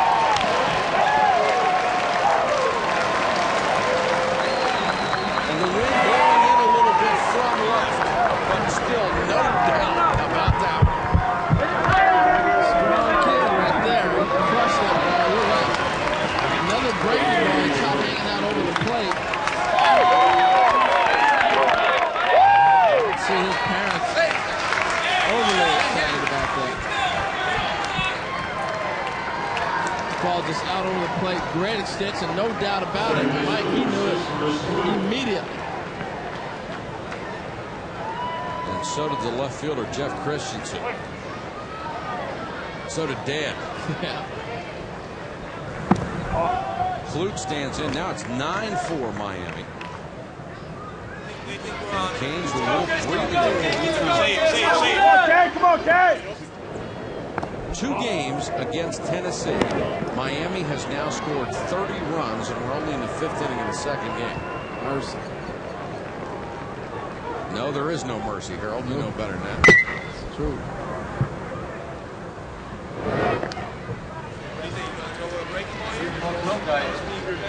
Well, Tennessee's pitching staff is just worn down. They're trying to piece it all together.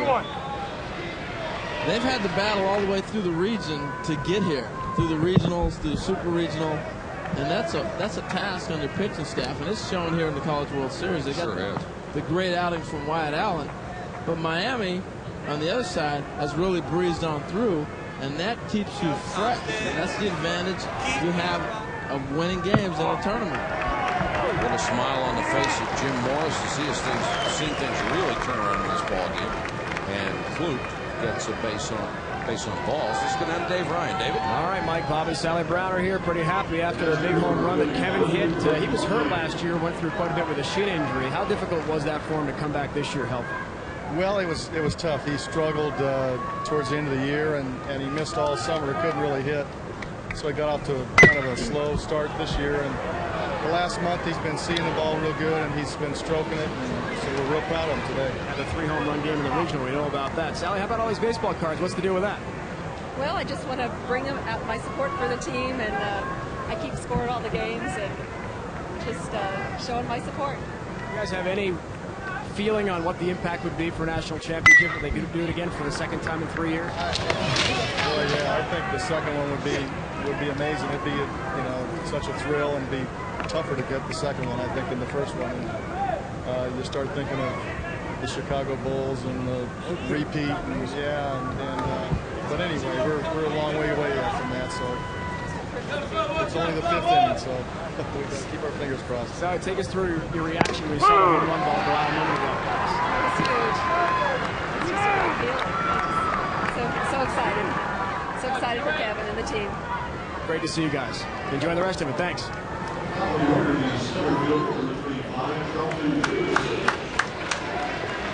You definitely become a baseball fan when you have to drive your son everywhere and pick him up and follow him to games.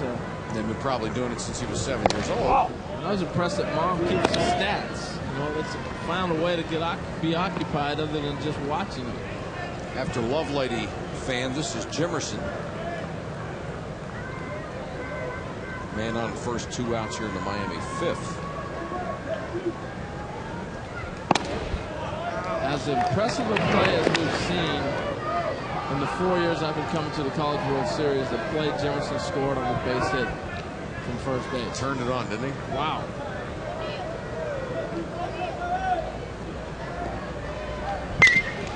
Foul back. The only way the third base coach was going to stop him was tackle him. Yeah, and I don't think he'd have been able to do that. He might have juked him and just kept coming.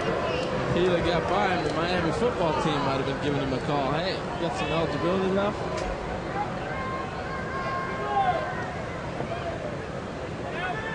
2-1 to Jimerson. Throw over to first.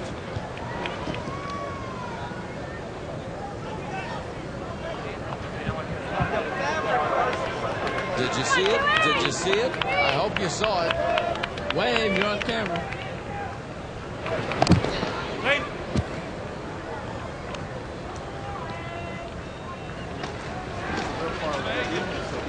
Reminds me of Mark Cressy. I don't think there's going to be ever a bigger moment than that when we're interviewing his dad and Cressy hits the home run. Oh, that was something.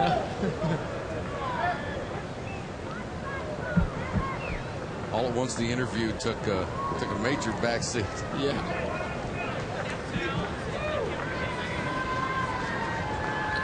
Now, Dave Ryan's done a wonderful job for both the early and the late game. He just worked so hard out here, coming up with a great story after great story. Pitch out, nothing happened. He comes up with so many nuggets, and he did that at the Little League World Series too. He does the same thing. There's David. That was powerful. Oh, you're welcome. You've earned every compliment we can throw your way.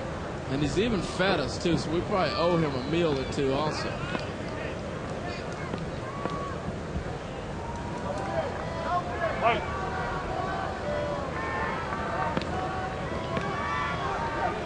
Three and one to Jimerson. Swung through it. Let it go. Safe! Miami loves to run. For Clute, that was his 9th stolen base. Herrera a little upset with himself. That ball got caught in the web of his glove, so he wasn't able to get it out.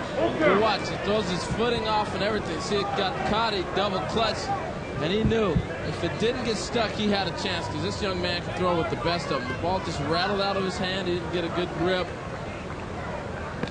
And as a result, Clute's in with the stolen base. Runner in scoring position with 2 out, and Jimerson just missed driving him in. I tell you, man, you hang this young man a breaking ball, he can hit a breaking ball with anybody. That's usually the toughest pitch to learn how to hit, was a breaking pitch right here. Look out, get out of the way.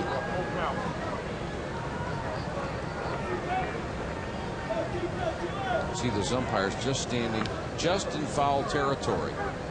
So they get a good look at the line. This one's low and he lost it. Jimerson on with 2 outs from Mike Rodriguez. And Devin Nicholson, who's already given up 2 runs in this inning, now down by 5, can ill afford to give up any more. And they've had Justin Parker, the center fielder, up throwing for quite a while, and be an interesting decision that Mr. Delmonico makes, and he has made it. Going to go to the bullpen, down 9-4 here in the 5th.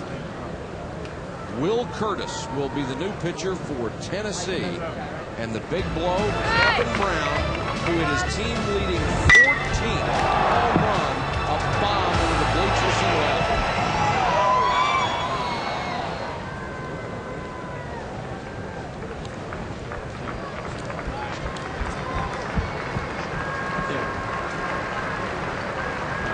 I need you to find us a runner. If they're going to be a couple of bats tomorrow. They're probably going to have to go outside this game. I would guess. Yeah. Paulie, business okay last night, or?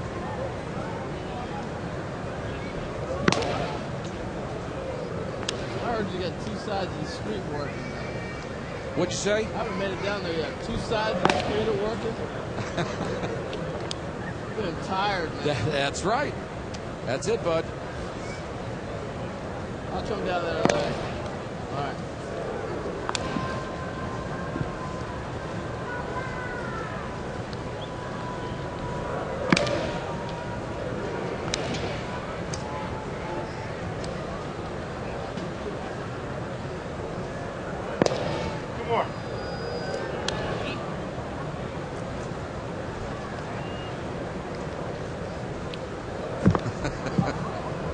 That's good.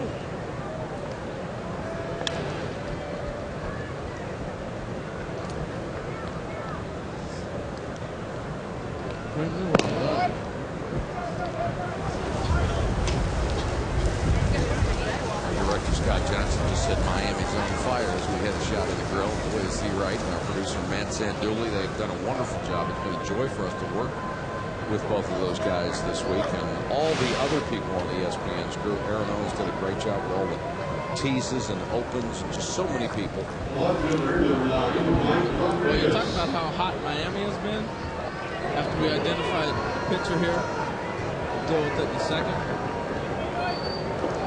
Our thanks also to Molly McGuire, who has done a lot of work on those teases. We can't name everybody. We've got a slew of folks out here. Will Curtis has come in, try to shut it down, the left-hander. Curtis, a left-hander, facing Rodriguez. Runners at first and second, 2 out here in the 5th. Miami ahead 9-4 over Tennessee. Okay, nobody. Well, Mike, you talk about Miami being on fire. They haven't lost a game since May 4th. Ouch. They haven't lost in Omaha since 1998. They won 4 straight from national championship in 99. Fastball is hit to straightaway center field, and it drops for the base hit. That'll get a run on it. The throw coming to third, not in time. You see the force in which Jimerson runs and slides off the base and taking it out of the hole. There's a souvenir. Wow. Got microphones and everything on the bottom of that. He says, here you go, you put it back up. It's not my job.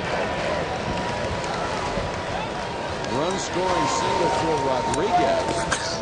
Shortstop number 2, Rodriguez. Jimerson goes to third. Boy, did he go to third. Well, you know, I'm laughing because he has learned how to play the game. If you got a chance to look at his eyes, he was looking at the third base coach, and then he looked up and saw that the ball was coming to third, and went, oh, I got to slide. And that's why he slid so late and knocked the ball, the base out of the way.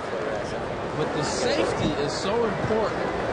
The safety and protection of the players. Now this is what I love about college baseball. is Parker, the center fielder, comes trotting in from center, says, "Give me my pitching glove. I'm going to the mound." So Will Curtis makes a brief appearance, and Justin Parker will come on from center field to be the new pitcher. And Rod Delmonico knows he has to shut it down right now, or he's not going to have much of a chance. It's 10-4, and that means Ryan Moffitt, a very speedy player, will go into center defensively. Well, every single Miami starter has scored a run today. That's how prolific their offense has been.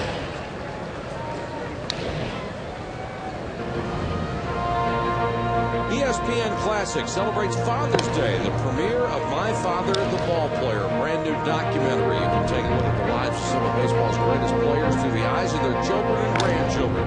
Babe Ruth, Roberto Clemente, Ken Griffey Sr., and Roger Maris, some of the greats that are featured. That's My Father the Ball Player this Sunday at 8 p.m. Eastern, only on ESPN Classic. To get ESPN Classic, dial 1-800-CLASSIC. Number 26, Ryan Moffitt. That was assistant coach's Larry Simcox's son, with Austin with a great seat in the dugout. And of course, Rod Delmonico has a son down there in the dugout right now. He's got 3 of them down there, as you can see, reading the sign right there, reading the letter, I should say. There's another one of his kids. One more. Tony, Joey, and Nicky are his 3 kids. Well, what a thrill it's got to be for them to sit in the dugout at the College World Series. Life's pretty good right now. Yep, sure is. Get your own gear. So Parker comes on. Basically, he's an excellent reliever. Rod Delmonico said this morning that once he's in there more than a couple of innings, tries to muscle up on his fastball, get it up to around 95, and seems to fall in love with it a little bit. So they don't like to let him go for long stints, but for a couple innings, he's tough. Drafted as a pitcher in this last June draft.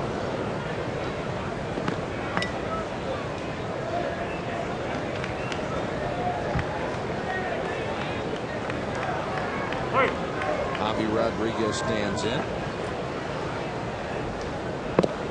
Nice breaking ball in there for a strike. Good late movement on that one.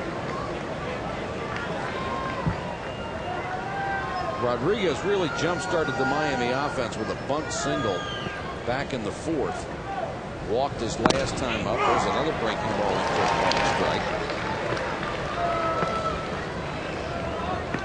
Now it's interesting with Jimerson at third, with the left-handed pitcher, he's getting such a big lead that if Parker happens to go to first base to try to pick off Klute, the base runner, he's going to come home.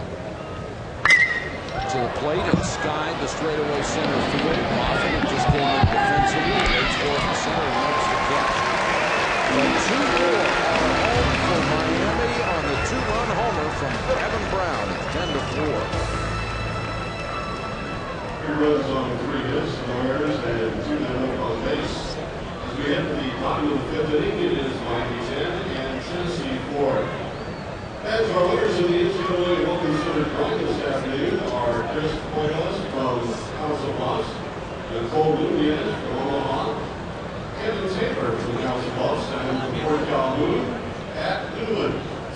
Chris, Nicole, Kevin, and Pat, please report to the NCAA Open Center table is located at the Plaza area. There you can play your prize courtesy of the NCAA. Go for Tennessee will be Moffitt, Christensen, and Bennett.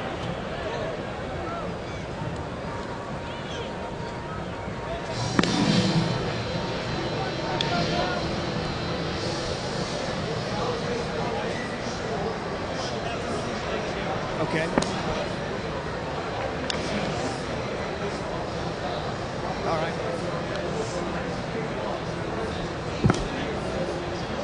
You got it.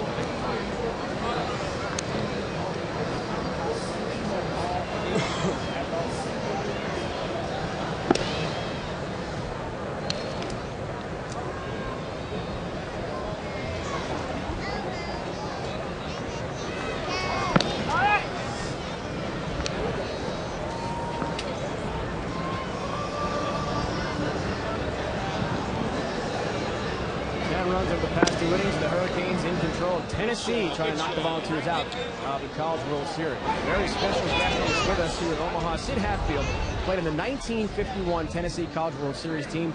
50-year anniversary. Most outstanding player of that College World Series. The only Volunteer ever to win that honor. Unfortunately, lost the game to Oklahoma in the championship. Pitcher, first baseman, all over the field. What are your top memories of that experience? What a thrill it was just to be here.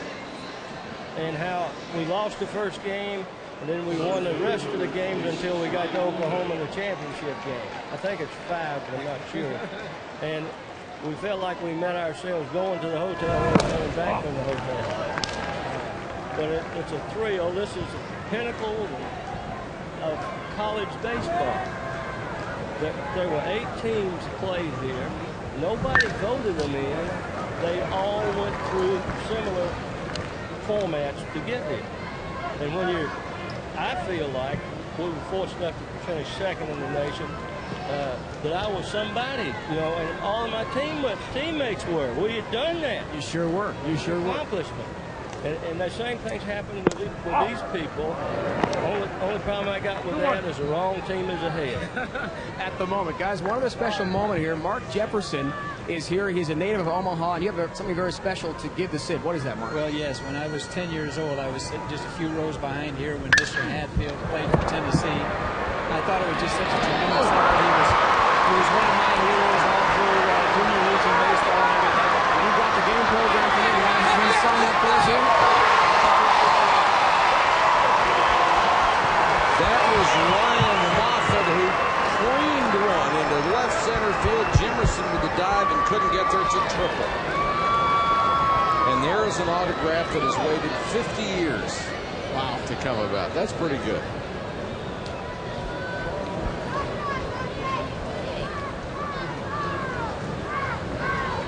He went a long ways to even get close to that ball right there. What a great effort. And because the score is 10-4, you could go ahead and make a try to diving on that ball right there.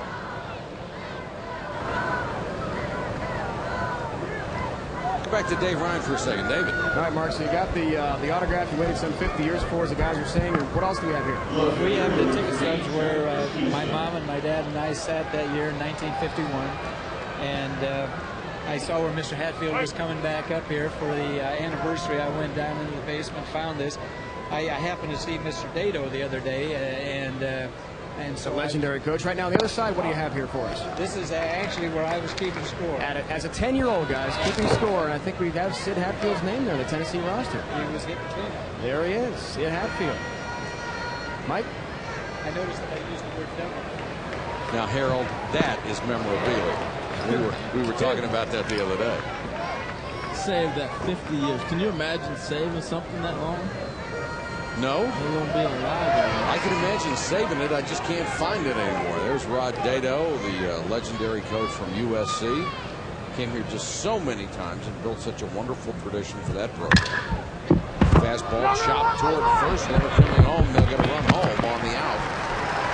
Hopkins, or rather Moffett, scores.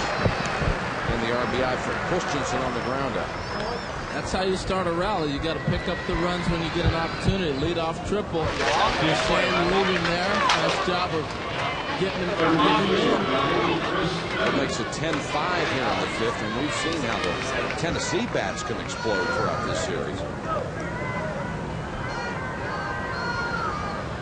They lost to Miami 21-13, but then came back to beat Georgia 19-12 and got 10 off from USC. Yeah. So this is their lowest output of the College World Series so far, with only 5 runs. Chris Bennett, who was 0 for 1 with a walk.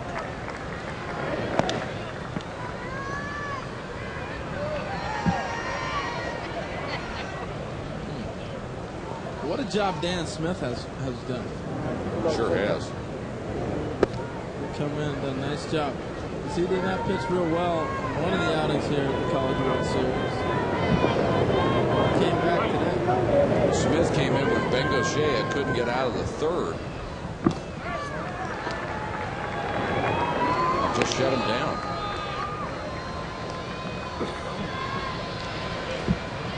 Parker, who started in center field, is now pitching as the on-deck hitter. strike call to Bennett.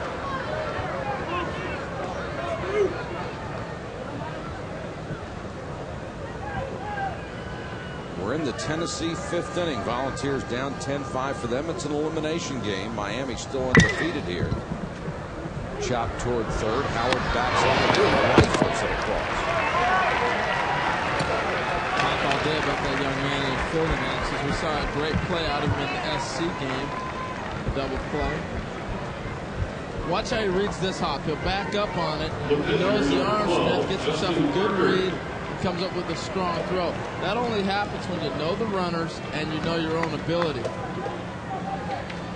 The thing he did that was impressive to me on that, he backed up to get the bounce, but then as the ball's getting to him, he's coming forward to gain his momentum to make the throw.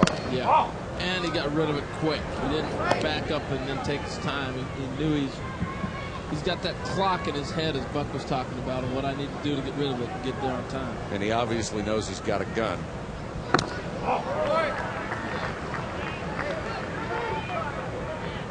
Justin Parker now, 2 out, nobody on.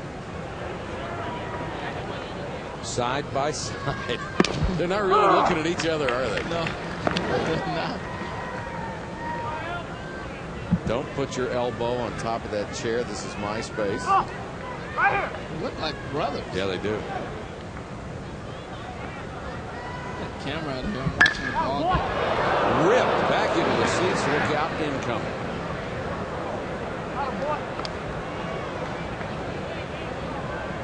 Well, you were right the other day when you said these guys just go out there and catch anything in the seats. He's got a water bottle, though, to make the catch. Well, you're right, Mike. I'll tell you, those balls are hit so hard, and the stands are so close. Went after a curve ball and fouled that one back the other way. Cue. These guys with no gloves just reach up and pick it. No gloves and a lot of nerve. Of course, your hand stings for about 6 hours. Yeah. I guess it's worth it. Parker hits it to straightaway left, deep. Rodriguez to the wall and makes the catch. Gave it a ride, but not quite enough. One home in the fifth at the end of 5. 10-5, Hurricanes.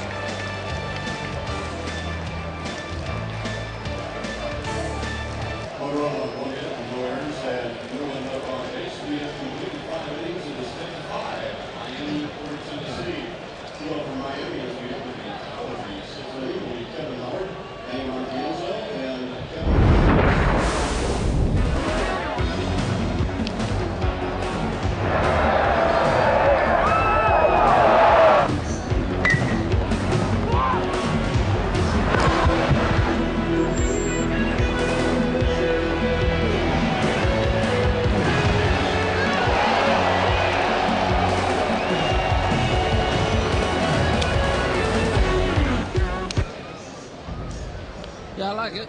I like it. All right, that sounds good.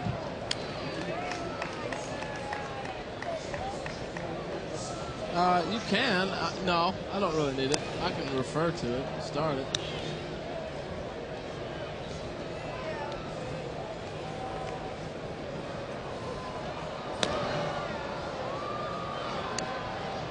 Okay. Thank you so much.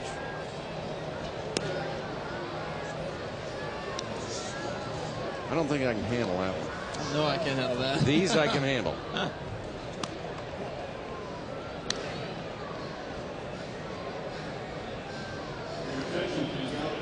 Well, welcome back to Omaha. Miami leads 10-5 in a little sludge fest we got going on, but there's some defense happening too.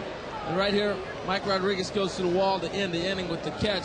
But that really wasn't as spectacular as it's been all week. It's tough to come back on a team with great defense. Right here, we pick up Mr. Kevin Brown on Monday, and then Jemerson in the same game against USC goes up and takes the ball away. This was the Achilles heel. Kevin Howard with the ground ball to field there, and then Lovelady with his Sports Center play of the day right there coming up with a play. So Miami has the weapons on defense that make it difficult for an offense to come back. Seen Jimerson with a lot of speed, and that's Dennis Gomez, who is in at first base for Ryan Case. As we start the 6th inning with Kevin Howard, a home run in 3 trips, facing the left-hander Justin Parker. Howard's season's average. And in the College World Series, he is now 5 for 13.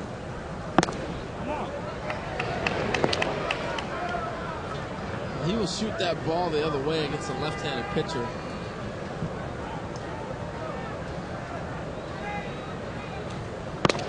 Fastball.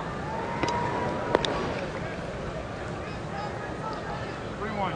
Parker's got such a nice, smooth delivery.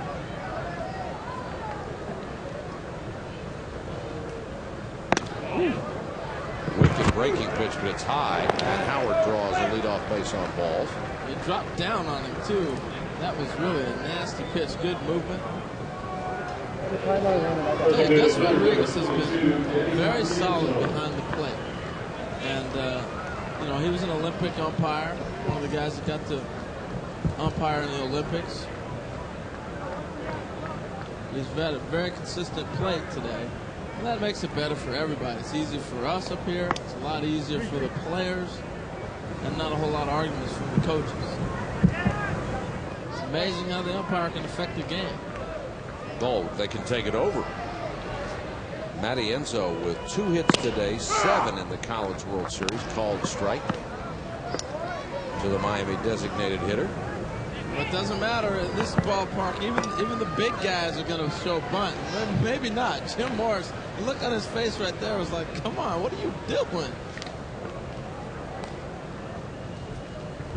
Breaking pitch, hit right back up the middle, a base hit. Howard will stop at second. So somebody missed a sign, and they got it right. Fortunately for Miami, he didn't bunt the ball on the first pitch. Matty Enzo with 3 base hits today. It's just going, you gotta be kidding me. They'll talk about that between innings. Yes. Think of the guy who's up here who's just killing everybody. I'm not going to bunt.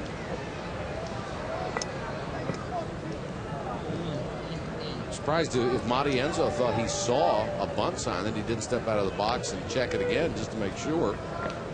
Yeah, that's the discipline that.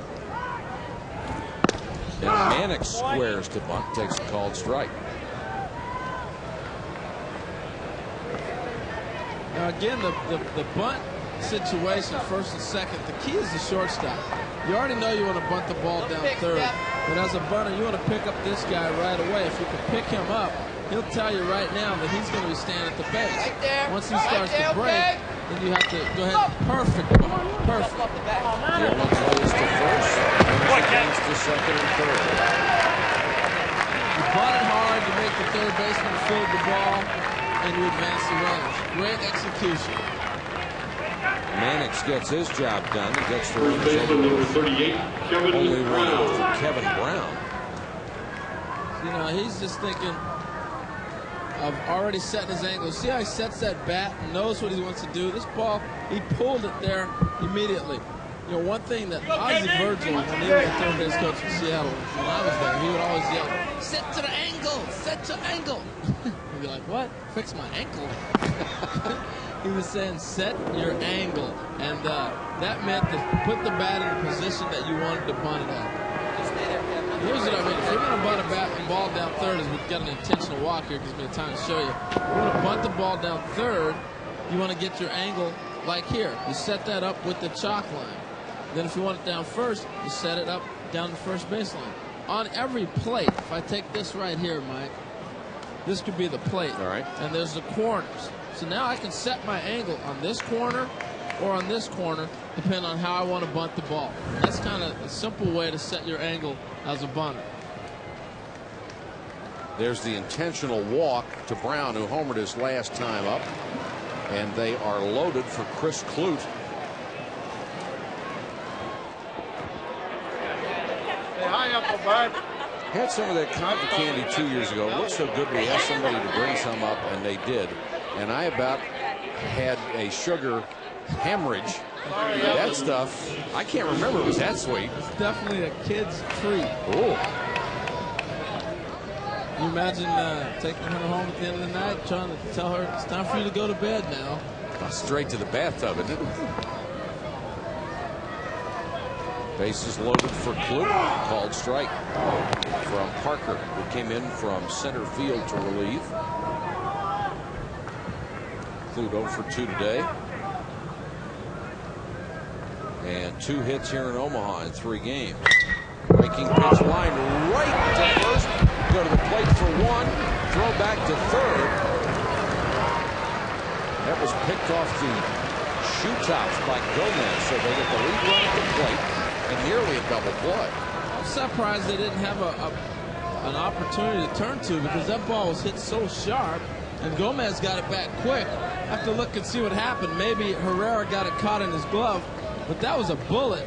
Gomez gets it right back to him in a hurry and breaks to the bag. And now we'll get to see what happened here. I guess he just elected he wasn't going to go to first base. He almost had his mind made up ahead of time. He's got such a strong arm. I thought they may have a chance to get a double play. He looked at first and held the ball eventually through to third. So now 2 outs. The base is still loaded.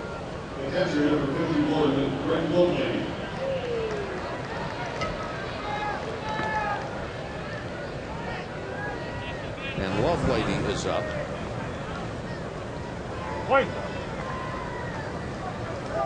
Nice defensive play down at first by Gomez. It really was. Ball was hammered. Play by Herrera right there, blocking that ball.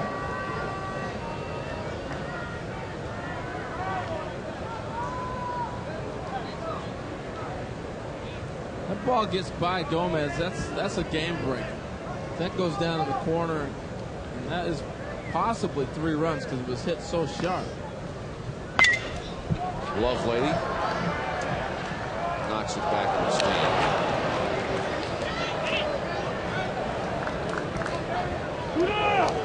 1-1 to the Miami senior. Bases loaded, 2 outs here in the 6th. The Canes already up 10-5.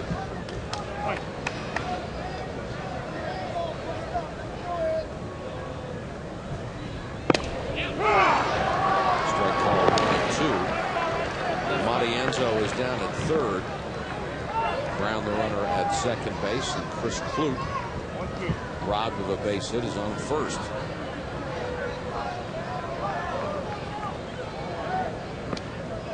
Parker with a 1-2. Breaking pitch. Wide to first. Gomez makes the play to Parker, covered, and they get out of the inning. Now Gomez, a couple of nice defensive plays, kept them out of a big jam. Here in the 6th, we go to Waukee and Tennessee coming to bat.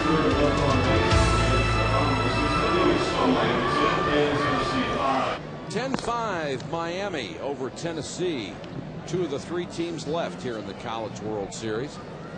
Hopes are so high when the 18 field arrives here, especially this year with Nebraska.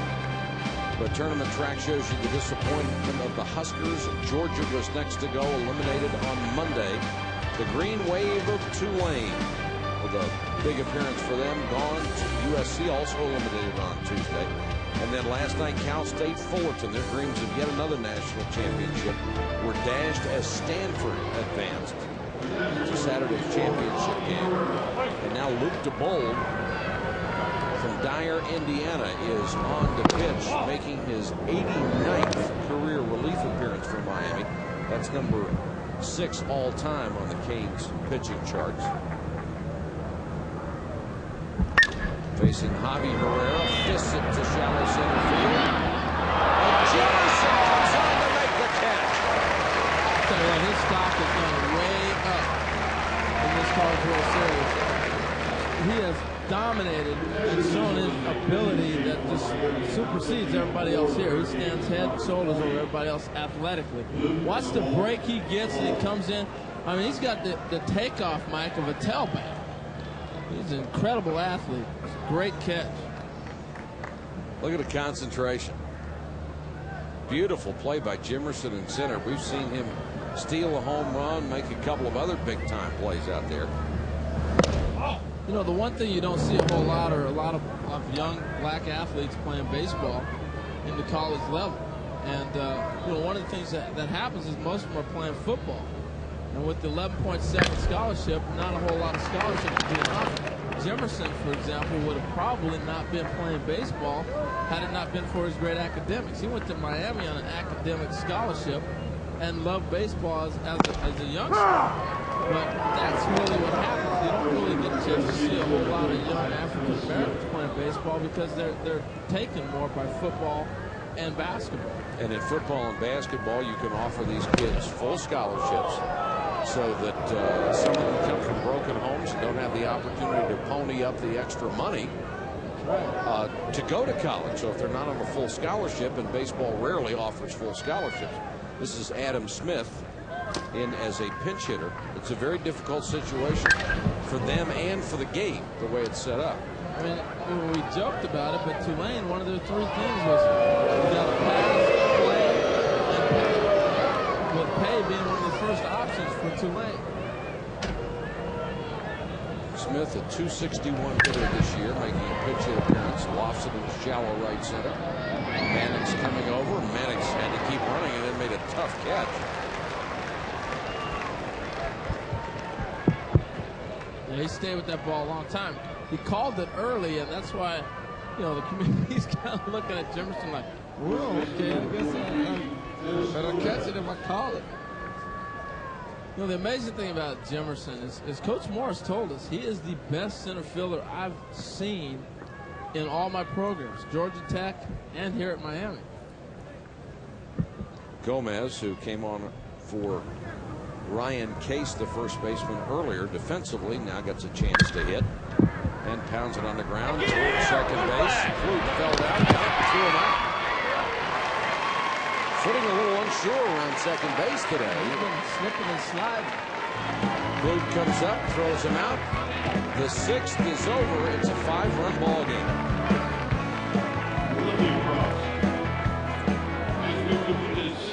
Put a call on Phil Knight and get a pair of shoes. He does 3/4-inch football cleats.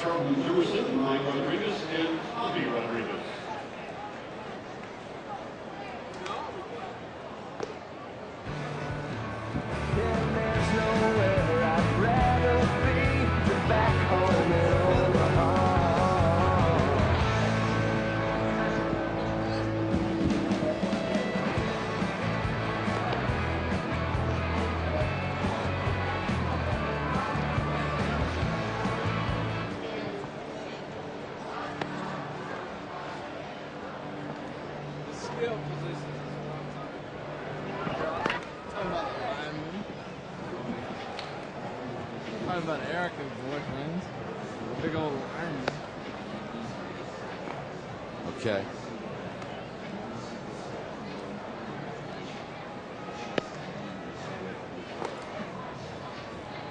I'll tell you what I said. Go ahead. Okay.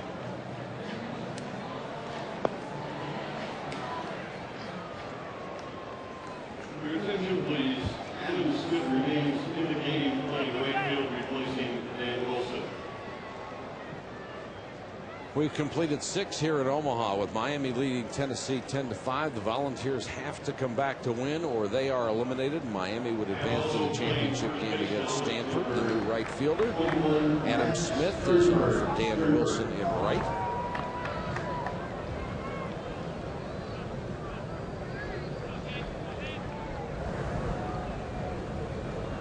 And Matt Sternberg checks in to play first. We have seen these defensive changes before. Tennessee. Well, you start running into a territory where, as the head coach, you want to get everybody in the game, knowing that it's possibly their last chance to play in the College World Series. But yet you don't want to give up either. And that's kind of what Rod Delmonico is going through right now. I want to try to get as many of these kids in and give them an opportunity if they haven't played already.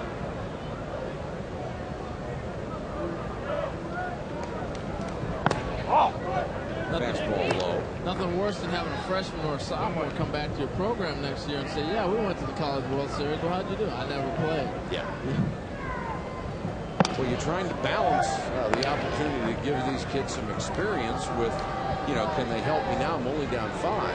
And having seen these guys in the games before, he's not just being charitable to the rest of his roster. He has a purpose in mind here. And Jimerson said it hit him. Right here. Oh, let's see. It did hit him. It did. Breaking ball right off the ankle. And home plate umpire Gus Rodriguez didn't see it. And not going to give it to him.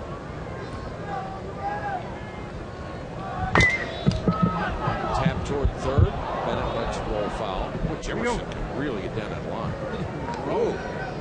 He was rolled. So I think we might have got a little bit more of an argument out of Jim Morris and Jimerson had to score. Watch on fly.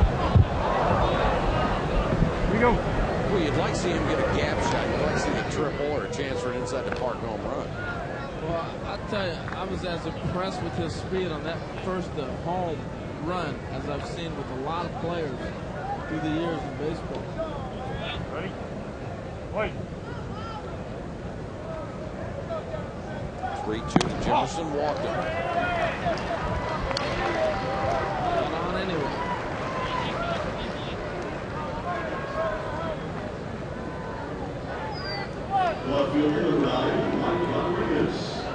Justin Parker issues the walk, and now Mike Rodriguez will come up. And let's see how Miami will play it, trying to get an insurance run in here. Rodriguez already had a big day, 3 out of 4. 5 for 11 in Omaha in 3 games. Oh.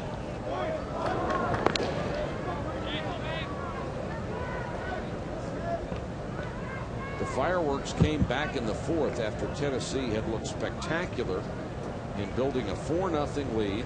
Everything was going the Volunteers' way, and there goes Jimerson.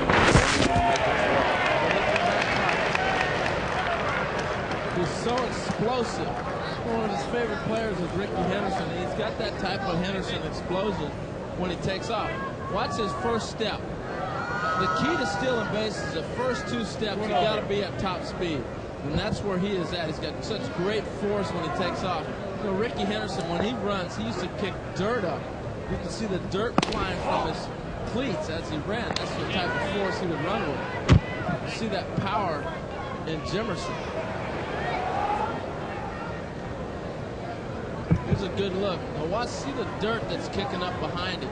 That's the force and drive. Whoa!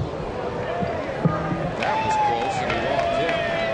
Well, you can see when Jimerson took off, he's got that wide sprinter's kind of stride to him. Great base to him. Real strong legs.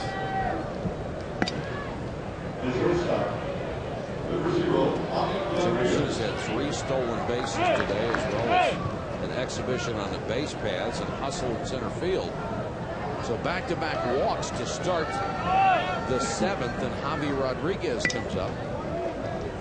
This is a scary lineup when Miami gets rolling. They have 8 guys with over 40 RBIs on top of all the speed.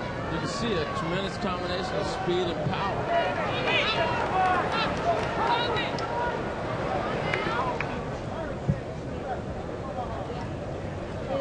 And they want to come out to talk to Parker, as we said. They like to get a couple of innings out of him in relief, but then he tends to lose possibly his mechanics, and Filsinger is up in the bullpen. Well, it won't take Filsinger long to get loose, because I saw him before the game down there throwing a bullpen. Sometimes in the college game, these guys throw all day long. They're playing pepper and they're playing all kinds of different games, but he was down there actually playing with one of the kids and throwing pitches to him. A little stall tactic to give the bullpen a chance. Dusty Johnson is also down there warming up. SportsCenter follows our broadcast, and we'll give you the lowdown on the U.S. Open action, and everybody's eyes on Tiger Woods. Can he make it 5 straight majors? Bonds goes for his 34th home run, and can the Lakers wrap up the series and take another title back to Los Angeles?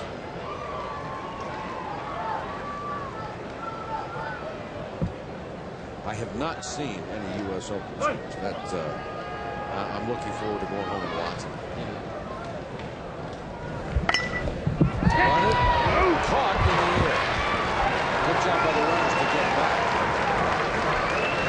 Well, that's the situation where Javi Rodriguez is trying to bunt for a base hit. You give him one shot to bunt for a hit, and then after that he handles the bat so well. He's already got 1 base hit in the game. He just dropped the head of the bat, went down, and that's what caused the ball to go up in the air. Come on, now. That'll bring up Kevin Howard with 1 out and 2 on. Howard with a walk and a home run on his day.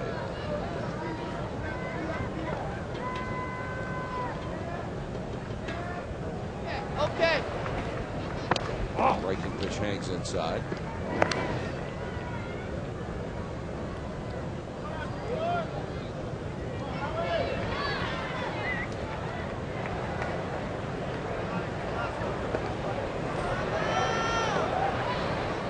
Right there, CJ. Right there. Right there. Runner goes. Safe. Goes in there to throw it to second. Well, he got such a great jump that there was no way there's going to be a play at third base. But Herrera, with the idea of following the trail runner, oftentimes when you got a guy that runs real well in front of the first guy, you go for the second. But the problem is Mike Rodriguez has got great speed too. But had this ball been on the bag, they may have had a shot. Jimerson has now stolen second and third twice and has tied a single game record for the College World Series with 4 stolen bases. Wicked breaking ball from Parker in there for a strike. 4 in a game is pretty good stuff, isn't it, Harold? Very good.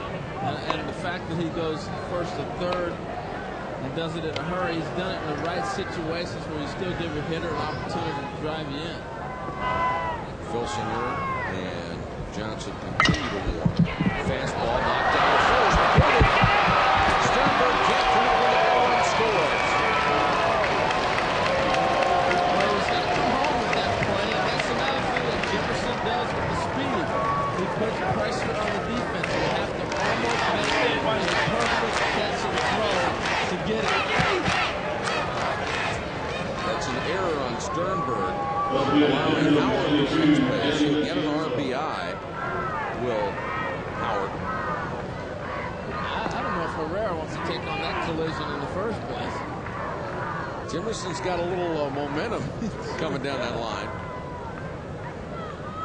It's now 11-5. With runners at first and third for Matienzo. 1 out. Probably the last guy they wanted to see. His last 3 trips up home run, single and single.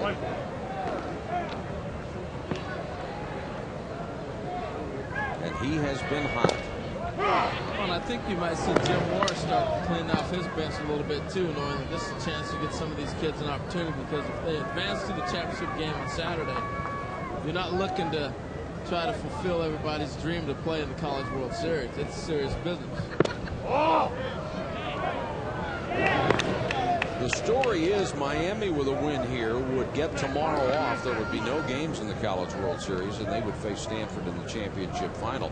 If Tennessee comes back to win, these same two teams would meet tomorrow in an elimination game for both, with the winner going to the championship game Saturday. Normally earlier in the week we had been talking about a 6-run lead, maybe getting other players in. But the 4th inning, when they scored 7 runs, just took the sails and the life right out of Tennessee. It's a different game. Chop turned short, but that's 4th and second, and that's all. Another run scores. An RBI on the fielder's choice as Matienzo reaches first. As soon as Burke backed up and froze on that ball, you knew you only had one. He's thinking about a double play on that one. He would have attacked it and tried to flip it off balance a second to Daniels and maybe have a chance, but I see he freezes and waited for that ball to come to him as opposed to maybe attacking it. And the long flip underhand indicated that he's just going to get one. Now here's the footwork. Sees the ball hit, backs up and freezes. As soon as he does that, there's no chance at a double play.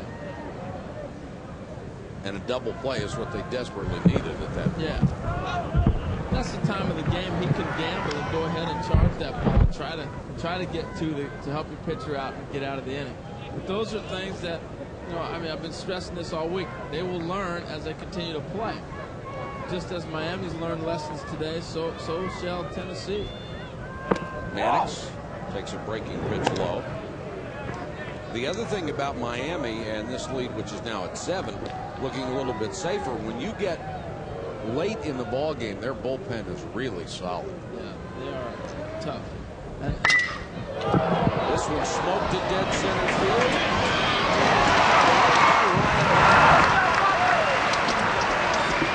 Two more runs come home for the Canes at the bottom of the 7th. 12-5.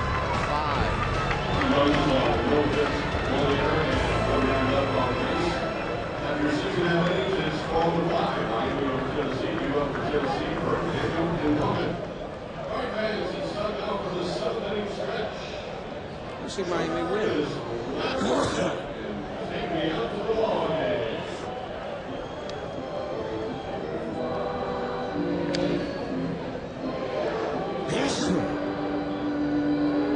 Okay.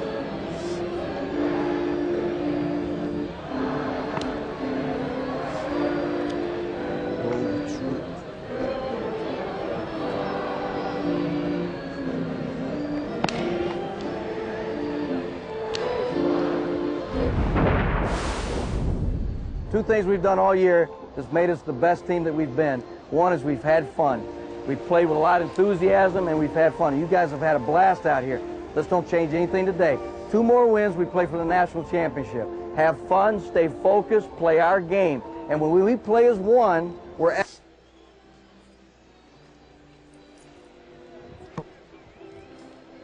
You got it.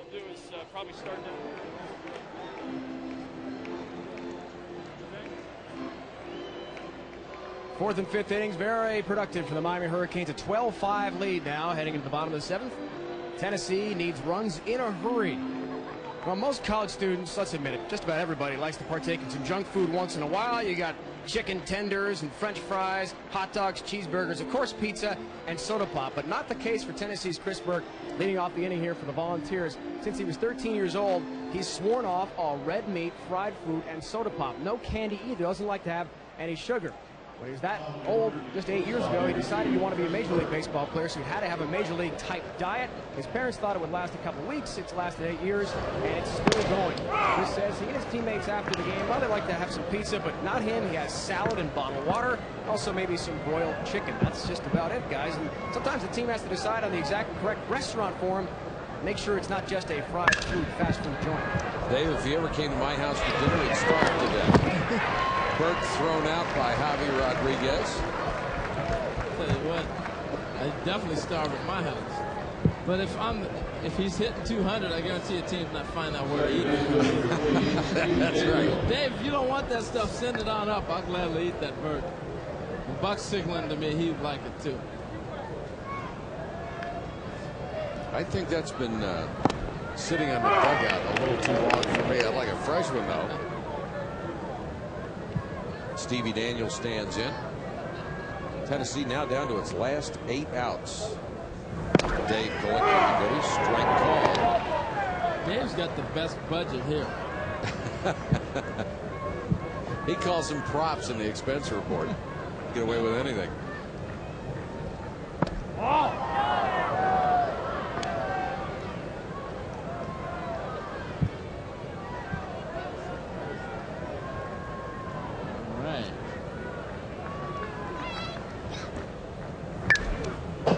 Foul back out of play.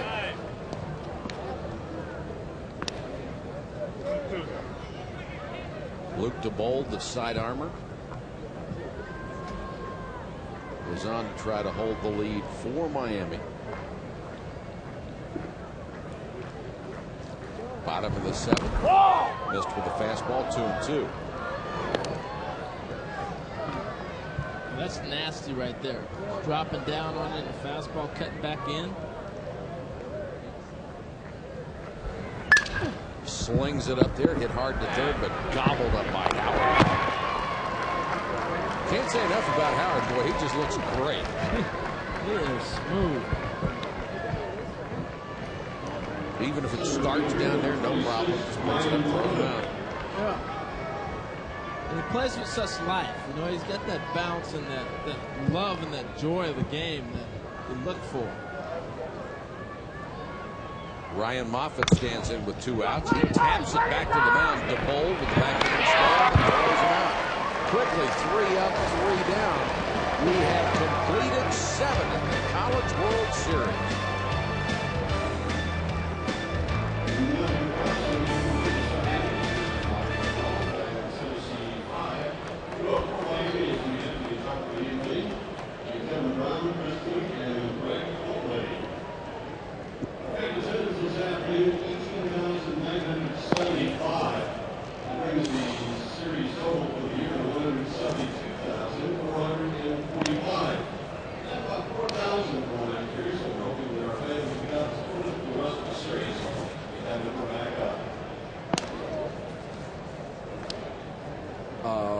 Okay.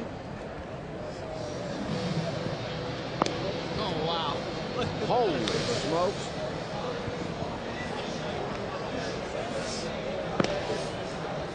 Barbecue?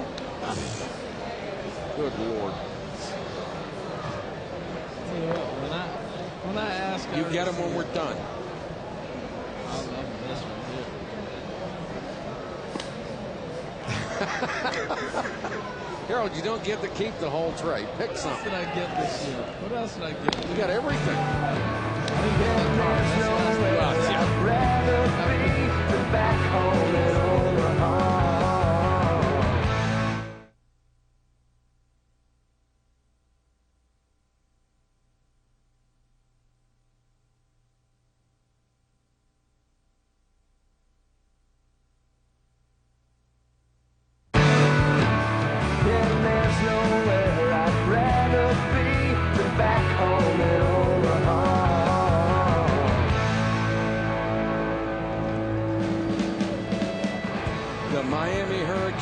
Just having a great time, and dinner has arrived for Harold Reynolds. Yeah, I tell you what, it's been. Can you choke all that down? I asked for Nebraska football tickets. I had about 15 off. I asked for food. It's right here. It's been Feed Harold Reynolds week. Oh, look at this. Hello, David. He's wishing he had some. Dave, I'm telling you, man. When we speak, people listen. It's incredible. I'm still waiting for that car, though. Where's the car? Oh, he is, man. It's been Feed Harold Reynolds week ever since we got here. I can't believe all this. This is amazing, David. This barbecue burger all over this. Wow. And what's after that? No, I've already got a barbecue. I'm set, pal. Thank you. Hey, we got a game to do, but you know, I'd really love to get in on your budget because you are amazing. Yeah, they heard that back in Bristol and the county. We're in the bottom of the 7th. Kevin Brown and Miami, or top of the 8th, and Miami would like to add to that 12-5 margin. Brown with a home run, a double, and a walk for his afternoon.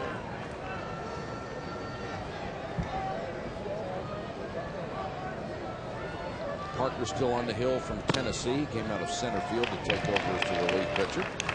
And he loses Brown to start the 8th. We talked about all the people out here who help us so much. We couldn't do it without Marty Aronoff and Dave Dare up here in the booth. Just feed us statistics and information. Really the heart of what goes on up here. We're very fortunate to work with so many good people year in and year out and be able to come back to this incredible facility here. Marty tries to bunt, can't. Marty and Dave, all you got was a out of me because this barbecue is kind of taking over right now. You know, the hard part is they bring you food, but you have no time to eat it. Yeah. Smells good, though. Buck, you sure you don't want to do a half inning? Bunted foul. Buck Showalter was kind enough to join us earlier as he is enjoying himself watching the ball game today. It was a very tight ball game that looked for all the world like Tennessee was jumping all over Miami. They were up 4-0. The Canes looked listless and dead and then exploded for 7 runs in the 4th. This one's fouled back out of play. Erica Haskell, one of our staff members, sitting with Buck watching the game. They got a great seat. That's the best right there. That's the seat I was in. But you know, it's been a great week. We've had a lot of people come up and visit. President Bush, get a great look at the press box. Dave Dare digging into the pizza right there. This is as good a press box as you will find as this one goes to the screen. And Kevin Brown will go down to second. I mean, you talk about anything, NFL, Major League Baseball. This is just a sterling example of what a press box ought to be. Tell you what, you do a game in Yankee Stadium, and I'm sitting like this next to you. Oh, sure. I mean, there is no room. Certainly. Hey, Mike, you know, that was a good pitch by Massena. that's how you do the game in Yankee Stadium. And you're yelling, Marty, what's the pitch count? He's out in the hall somewhere. Line foul. It's also about expectations. I remember the first time I ever went to Notre Dame to do a football game. You couldn't get a leprechaun in that press box. It was just a tiny little thing. They have that will speak of that. Now, are these guys good? Huh? Scott Johnson, the camera guy's good. Matty.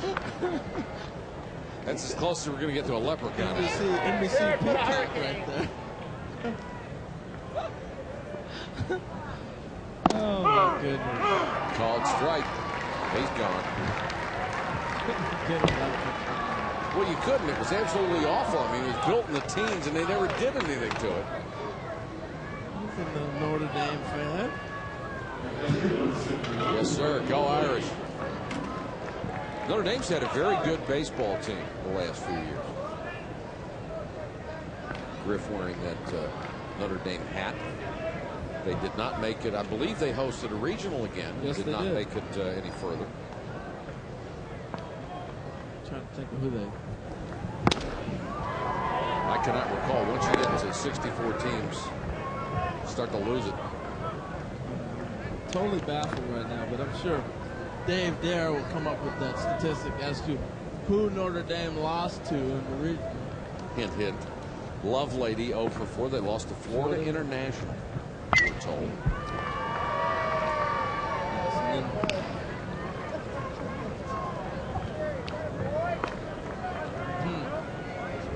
Oh, and 2 as Miami bats in the top of the 8th. The Canes are already up 12-5. They have Kevin Brown down at second base with 1 out. Hey, buddy. Breaking pitch is hit to straightaway center. Moffitt is there. Mike, runner can't advance. It's amazing the streak that Miami has put together. They haven't lost a game since May 4th. It's all about getting hot at the right time. I remember Cal State Fullerton went through a stretch where they won 24 straight games. They didn't lose a game in April. It's remarkable stuff. And you were saying to Buck earlier, the last thing you want to do is hit somebody when they're hot, because sometimes you just can't beat them. Yeah. No matter what you do, you might be better, you might think you're better, but they're going to beat you anyway. We'll check on the pitching change when we come back. We're in the 8th in Omaha.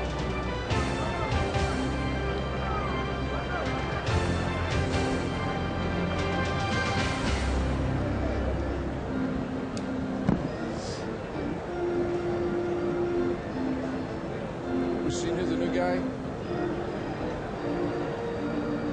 Hey, Paulie. Thank Karen for the lighters. That was very nice. Very nice.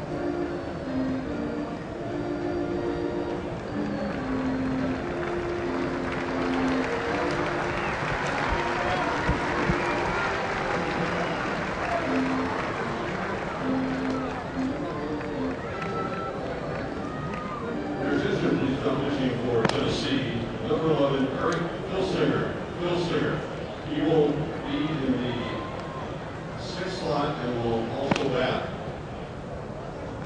Third spot. Third spot.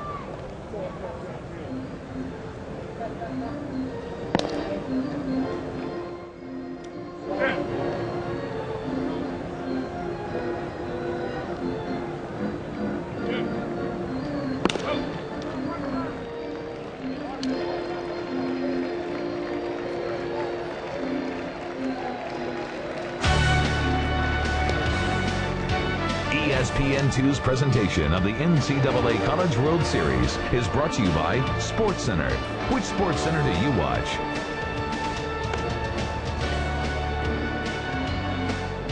We'll be watching the next SportsCenter because we're on the U.S. Open update. Played well at Big Different.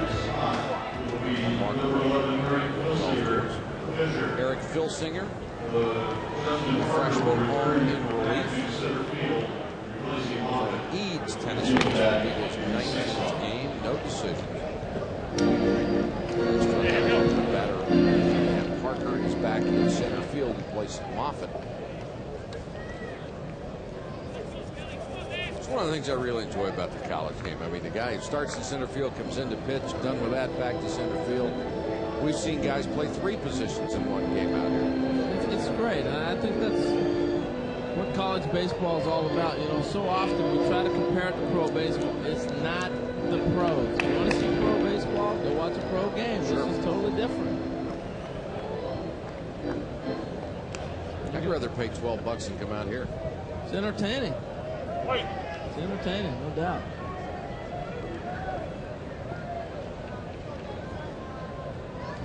Charlton Jimerson fouls this one back out of play. He didn't get cheated on his cut, does he? No, he sure doesn't. He sure doesn't. But back to the thought of it being entertaining. So often in pro baseball, sometimes the game is not entertaining. When you get a 5-0 lead, it's over. You know the outcome. Pro football, sometimes the game's over before Sunday gets here. Yeah. You know, these guys are bigger. They're going to run this, and they're not going to stop them. College, you never know what you're going to get. Well, we didn't know what we were going to get today. After 3 innings, it looked like Tennessee was going to breeze through this ball game and force another game tomorrow. They were up 4-0, had all the momentum, had everything going, and bang, Miami laid 7 runs on them in the 4th, and they did it in a heartbeat. A single, 2 home runs, and they just kept coming. And they've had the momentum ever since, and now lead 12-5. Couldn't catch up to a fastball. The inning is over. Filsinger comes out of the bullpen and gets struck out of those Jimerson. But at the bottom of the 8th, it's a 7-run lead.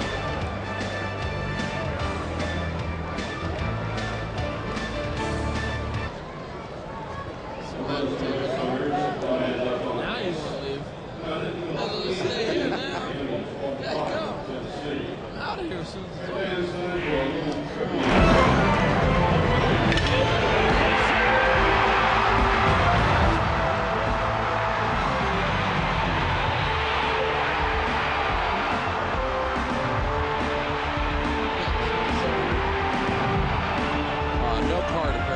Cressy got the game-winning hit. No, I got it.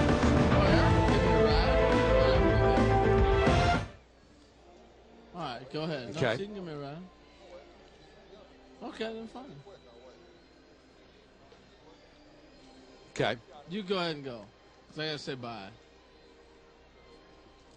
Buck, thanks, man. Pleasure.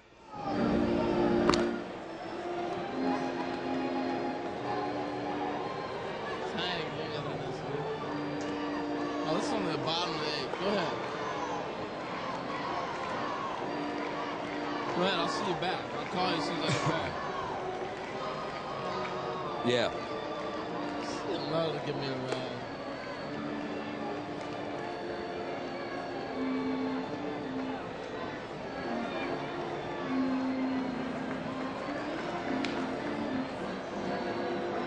LSU did not make it this year in Skip Bertman's final season, and a lot of people miss them. Those are the misplaced fans. Just take you back to the championship game a year ago, and LSU's Brad Cressy had the game winner, a shot to left. Stanford goes home disappointed in the championship game as LSU wins it again. But the Cardinal back in this championship, and they will play for the title on Saturday afternoon, still trying to determine who will meet them, either Tennessee or Miami. If Miami wins today, they advance to the championship game. If Tennessee can come back, they would force an elimination game for both teams tomorrow. Jim Burt is the new right fielder. And Cone is on to pitch, the freshman left-hander.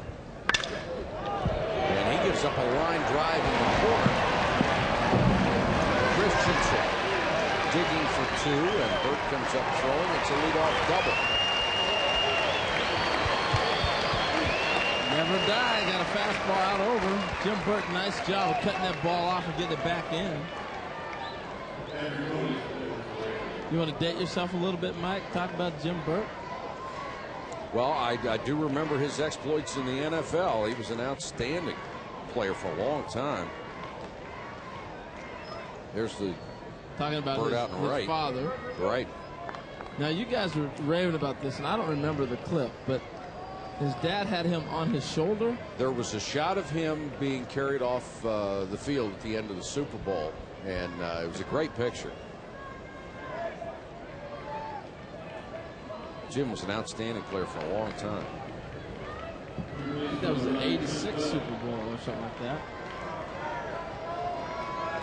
Now Bennett, as Tennessee is down to its last 6 outs after Christensen starts the inning with a double.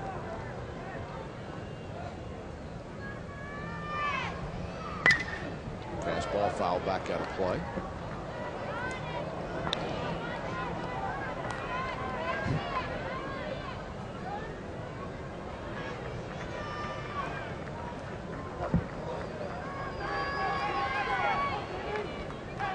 The crowd has pretty much adopted Tennessee this week in their underdog role, and they would like to see a couple of base hits to get something started, and they could make a little more noise. Strike called on the corner. Good pitch from Cone.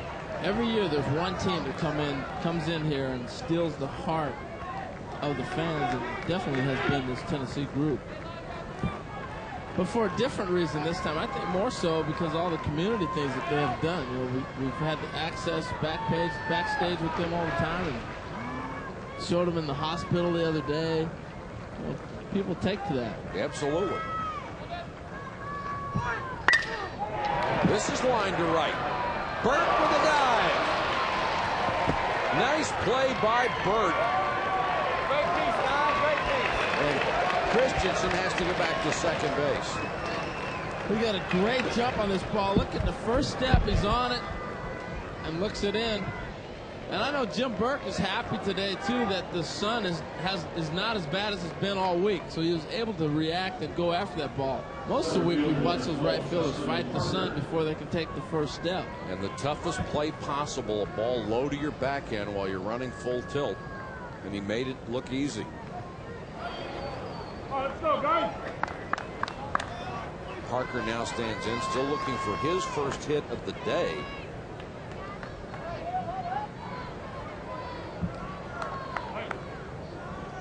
One on, one out here in the 8th. Tennessee needs 7 to tie, 8 to go ahead.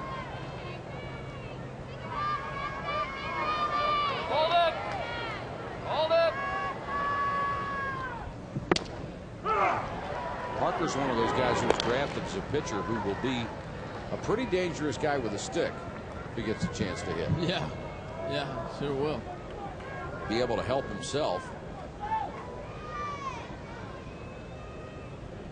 There's always 2 or 3 guys in each league who could go in there and play every day with a bat in their hand. Well, the Braves were notorious for that for years. Their pitching staff being able to be great hitters. But what about what Mike Hampton is doing in Colorado? He's got 5 home runs this season. Doesn't everybody have 5 in Colorado? Yeah. Hold it. Crossfire. Nasty. Well, the guy who comes to mind is Darren Dreifert. He was a DH at Wichita State when he was in college. Tremendous hitter. Tremendous hitter here. 0-2 to Justin Parker with a runner at second and 1 gone for Tennessee. Just missed as he came sidearm again. Left-handers side-arming left-handers. It's one of those things they might want to look at outlawing. Yeah, that's not fair because you don't see many left-handers as it is, and then you get a guy dropping down on you. You can't help but buckle your knees a little bit. And if he can hit the outside corner, you couldn't hit it with an oar.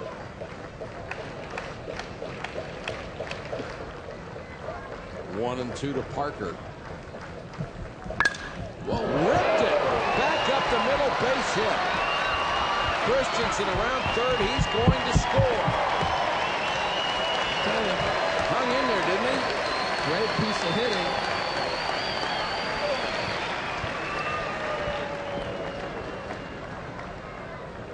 And it looked like Cone came inside and didn't get far enough inside, out over the plate. Yeah, he got that ball back out over. He tried to get it in like you were saying. Fastball, he just left it out over the plate. It's always good to have a little help from your friends, too. Christensen at second base, every time he's been at second, has tip pitches to the hitters. So that doesn't hurt.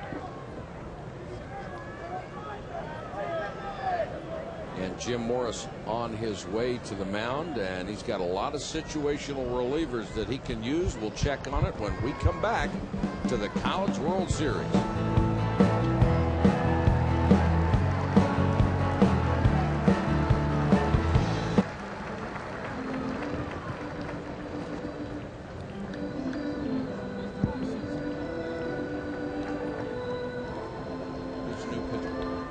New pitcher.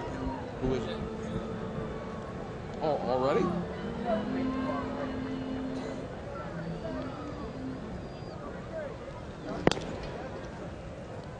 Huguette. Huguette.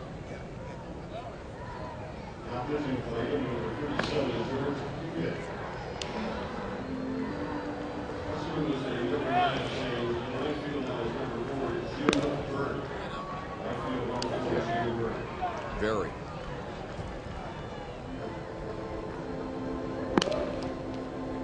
Yo.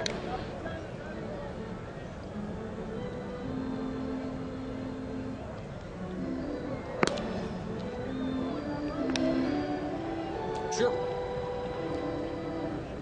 Okay, thank you. Two more.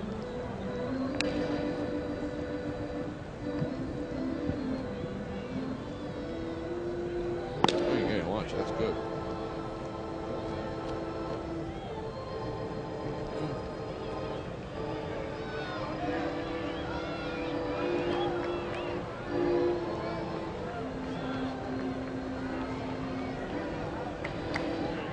There's drama and tension everywhere except right there.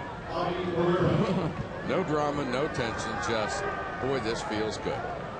It's 12-6, and we're in the bottom of the eighth. George Huguette, the closer, is in for the Miami Hurricanes.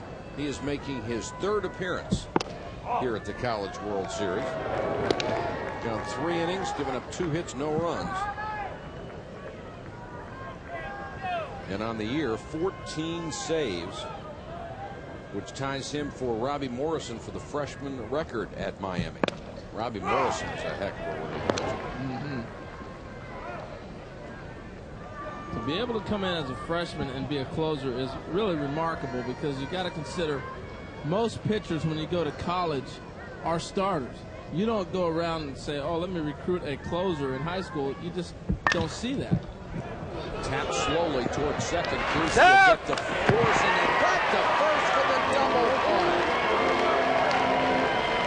Excellent execution on a slow roller hit to second base. They are out of the inning. We have completed 8. Tennessee got 1, but they're still down by 6.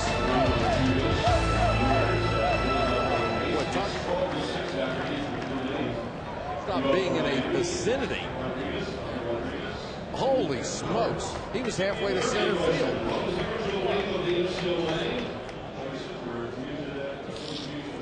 Huh?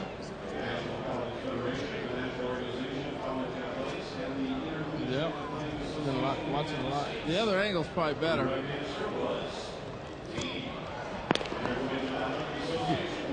that's perfect.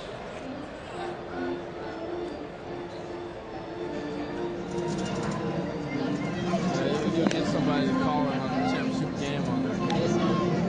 Yeah. You know?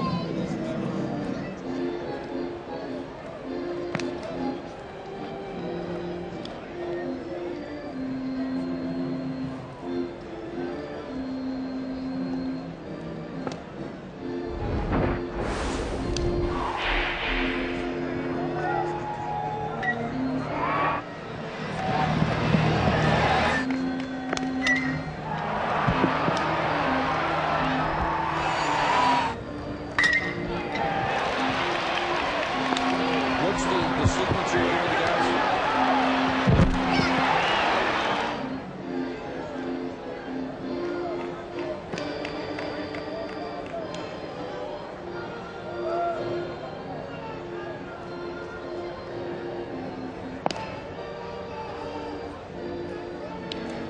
Champions of the 80s here at the College World Series. Familiar names. And one of these teams might end up being the champion this year. Let's go back to the 4th inning. Howard. Line drive shot, a 3-run blast. That was huge. Monty Enzo followed it up with a solo job that got Miami right back into it. And then Rodriguez with a base hit. Jamerson from first all the way to score on what appeared to be a routine single to center. The most exciting play that I've seen here in the College World Series in years. Miami to bat in the 9th. Smith to lead it off, be followed by Gomez.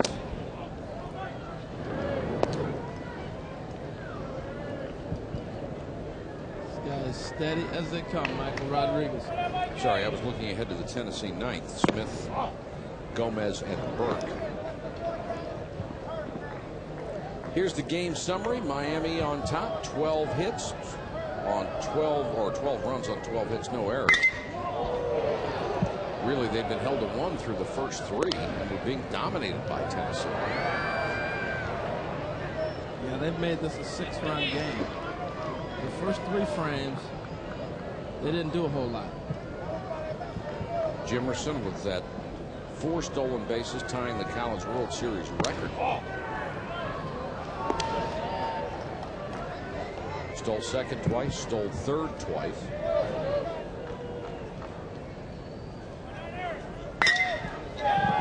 Hit toward left. Christensen is there, 1 gone. You know, Mike, that pitch that Rodriguez took on the outside half that was called the ball by Gus Rodriguez, the umpire. I like the way he positions himself and presents the pitch.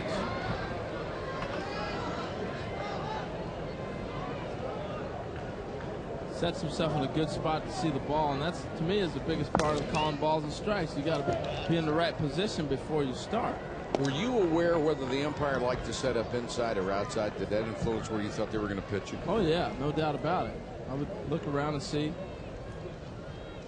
Javi Rodriguez. Whoa. Wow. With apologies to Bob Uecker, just a little bit inside. That ball was behind him. Mercy. Well, that's a shock, too. You don't know where to go. This one's lifted to right center field. Adam Smith to make the catch. 2 gone. See, and the thing about it is that they are so used to guys throwing 1 on the black and 1 behind you. They don't know any better. So the hitter gets back in there and says, oh, well, he just missed. Well, you throw a ball behind a guy in the big leagues, and there's going to be a long stare down, and I guarantee you he is not swinging at the next pitch. He's thinking about his safety. Yes, you assume intent at that point. Oh, yeah. Rod Delmonico out to talk to his pitcher.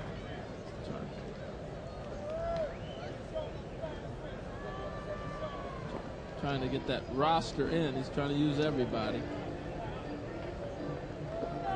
We are told there is a rain delay at the U.S. Open, so SportsCenter will be moving to 7 o'clock on ESPN. Trey Ward, Kenny Mayne, and Chris McKendry standing by. And they'll bring you a wrap-up on Tigers Day at the U.S. Open. Bonds going for another home run. And can the Lakers wrap it up against the 76ers? Joe Bertolino will be the new hurler for the Volunteers of Tennessee. And following us tonight at the top of the hour on ESPN2 will be RPM tonight. So we've gotten all the programming goodies out of the way. And Rod Delmonico's getting everybody in the game. And I just think that's a class move. We saw Jim Morris start to do that earlier also. So both coaches making sure that the kids have an opportunity to actually say, hey, I played at the College World Series. And it has to be especially rewarding for a guy like Bertolino, who is a senior and has won one game this year.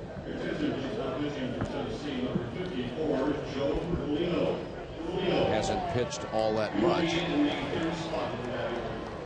The Hurricanes look well on their way to a championship match with Stanford on Saturday.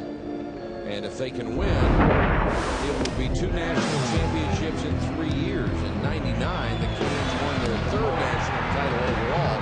It was a big win over in-state rival Florida State. They won it 6-5 in the first national championship in Miami for Jim Morris, who came over from Georgia Tech. And if Miami wins here today, they will be 18-1, either on the road or at neutral sites. Wow.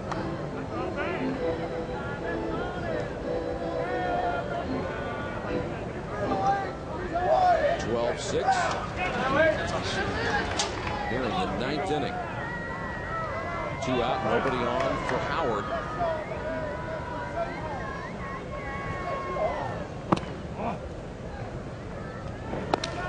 Bertolino with one of those herky-jerky motions.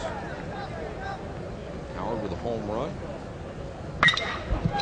This one's hit hard down the right field line. It is dropped in front of Smith. And they'll hold him to a single. Well, there's some guys really starting to break out for Miami that are swinging the bat a lot better. They didn't swing real great the first game or two, and as a collective group, they had a couple big outbursts from different players, but they're really showing as advertised with the 40 guys, or 8 players on the team with at least 40 or more RBIs. It's impressive. And they seem to get the big hits, too. Guys that even haven't looked good. Swinging the bat, come up in a clutch situation and deliver. And that's what wins titles. Hey, you like to have the gaudy numbers, but if somebody's only a 280 hitter and they get the big hits, he stays in there.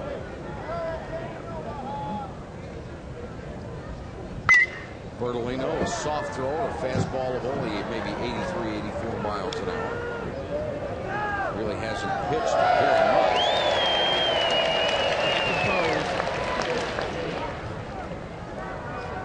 That's the other thing we've seen, Mike. A lot of the players bring their own cameras, their own held hand cams.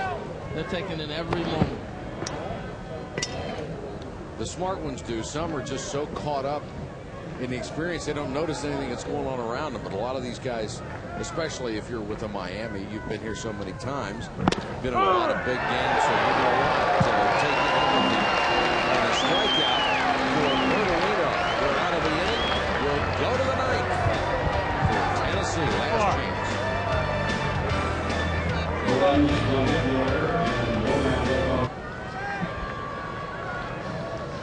We'll go to the bottom of the 9th with Miami leading Tennessee 12-6. The Volunteers down to their last 3 swings.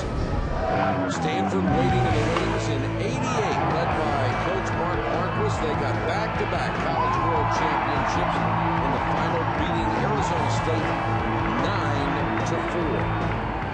And Marquis is back looking for his 3rd national championship. His team gets some rest, and they'll be ready to go on Saturday. Miami trying to join them as an undefeated team and get some rest tomorrow instead of playing another game with Tennessee. The Volunteers need 6 to tie, 7 to win here in the bottom of the 9th, and they'll have to do it against Hugot, the outstanding closer. And if Miami hangs on, Mike, and they play Stanford in the championship game, it will be a true final. Now, last year, it's really tough for one team to go all the way through undefeated, and then you lose a game, and you lose the national title by losing a game. It's almost unfair. That's the one thing that you don't like about the format, but obviously you got to do it now.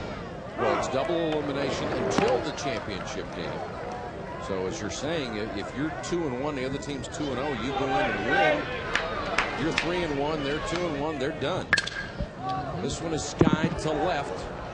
Rodriguez toward the line, makes the catch. That's 1 out. Adam Smith is gone.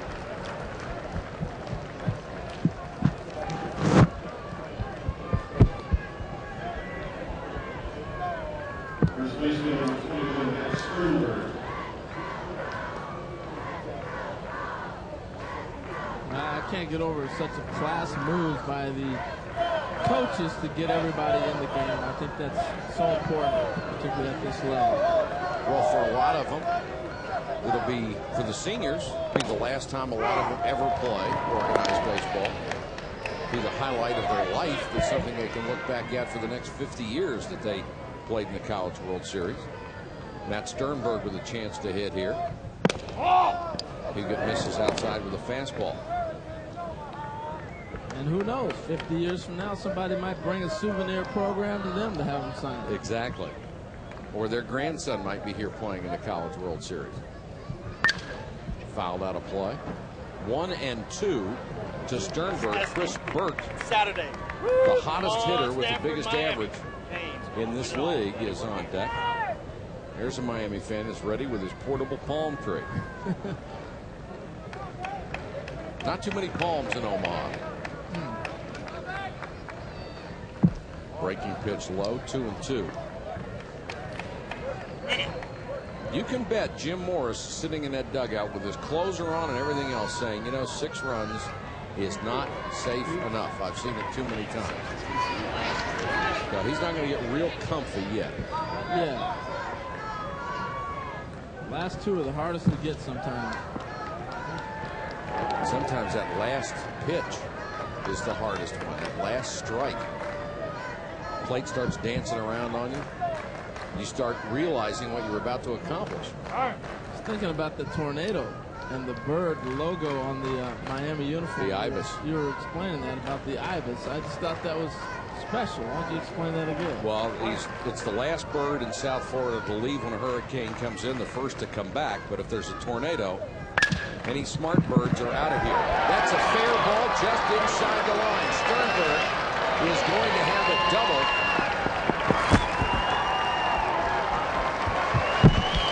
So Tennessee refuses to go quietly, and back to the top of the order for Burke. He just took that one out of the glove and drove it right by Brown. Nice piece of hitting.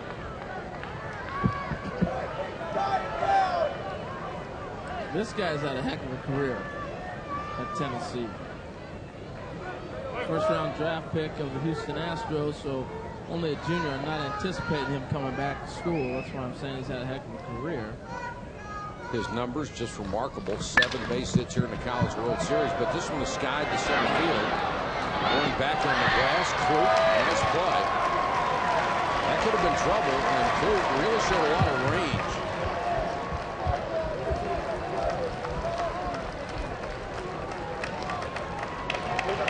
Chris Burke supplanted Todd Helton in the Tennessee record book on a few of those. A pretty good guy to take over. 313 career hits, 224 runs, 72 doubles, 114 extra base hits. Just a remarkable career for him, but it looks like they're going to come up short in the quest that they had left, and that was to win the College World Series. Now 2 out and 1 on, still 6 runs down for Stevie Daniel. Huguette trying to close it out for the Canes and send them on to a national championship game Saturday against Stanford.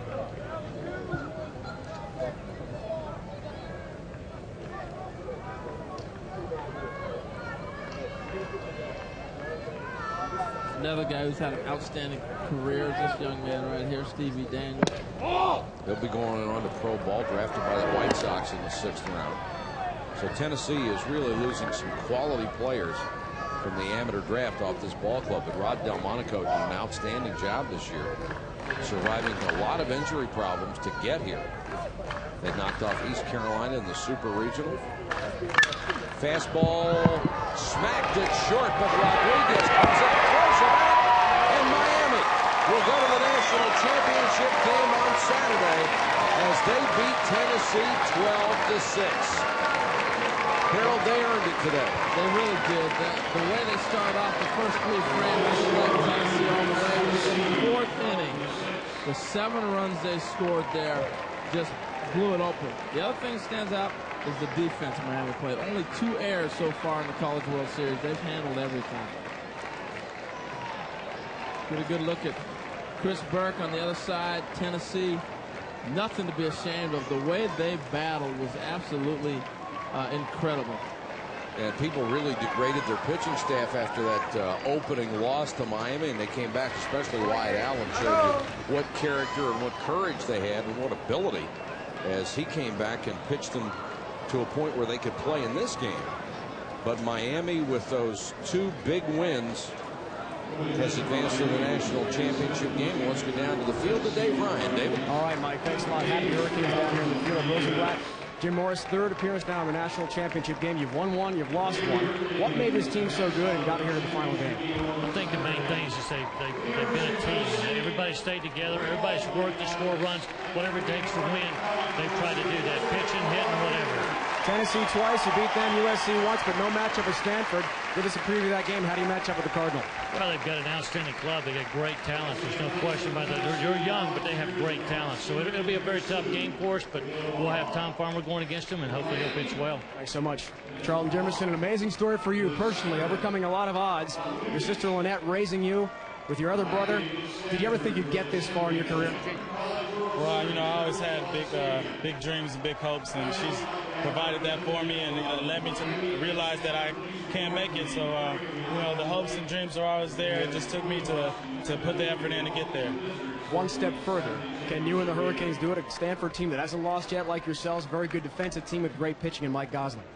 Well, like I said before, all 8 teams are very good teams, you know, and they all deserve to be here. But we've been just worrying about ourselves pretty much in the postseason, trying to do the things that we do best, that's steal bases, get on base, and knock people in. And we're just going to try to do that against a good Stanford Cardinal team. You do a lot of that, electrifying defense, home run power, just about everything. Base running, what's the favorite part of your game that you can really get going against the Cardinal on Saturday? Well, I just want to get on base and put a lot of pressure on them. You know, I can use my speed to get some runs in for my team and put a lot of pressure on the pitchers and the catchers and the defense. And, you know, I'm sure Jim Morris would trade a leadoff home run for 3 walks today and 4 stolen bases anytime. So good luck Saturday. Yeah, no problem. Charlton Jimerson, electrifying performance this week here at the College World Series. Mike? All right, David, thank you very much. Look ahead to the final. Who do you like, Stanford or Miami? Tell you what, Gosling was lights out, and the way this, I don't know. I'm not going to sit here and pick. I think it's going to be a great game. I kind of give the nod to Miami because of the experience and the older guys, but the Stanford, the way the kids have stepped up and played, it's going to be a tremendous game. Look forward to it. Well, there's no sense me giving a prediction. I got one right about 7 years ago. I haven't hit it since. But I know it's going to be a great game, and we'll all be watching. Our final score, Miami 12, Tennessee 6. RPM tonight is coming up at the top of the hour. As always, this has been a great week for us here at ESPN. We'd like to thank the NCAA, the 8 teams, the city of Omaha for their hospitality. And our thanks to the men and women on our crew who worked so very hard this last 10 days. This has been a presentation of ESPN, the worldwide leader in sports. For Harold Reynolds, Dave Ryan, Dave Barnett, Buck Showalter, this is Mike Patrick. Good afternoon from the home of the College World Series.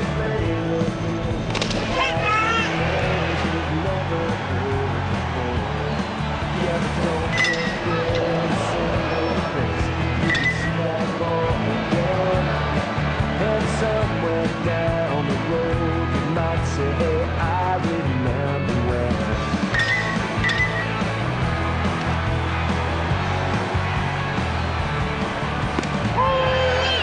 Well, it feels like it might be time somebody gives this game a rise. Throw me one across the plane, and then I'll put it in another state.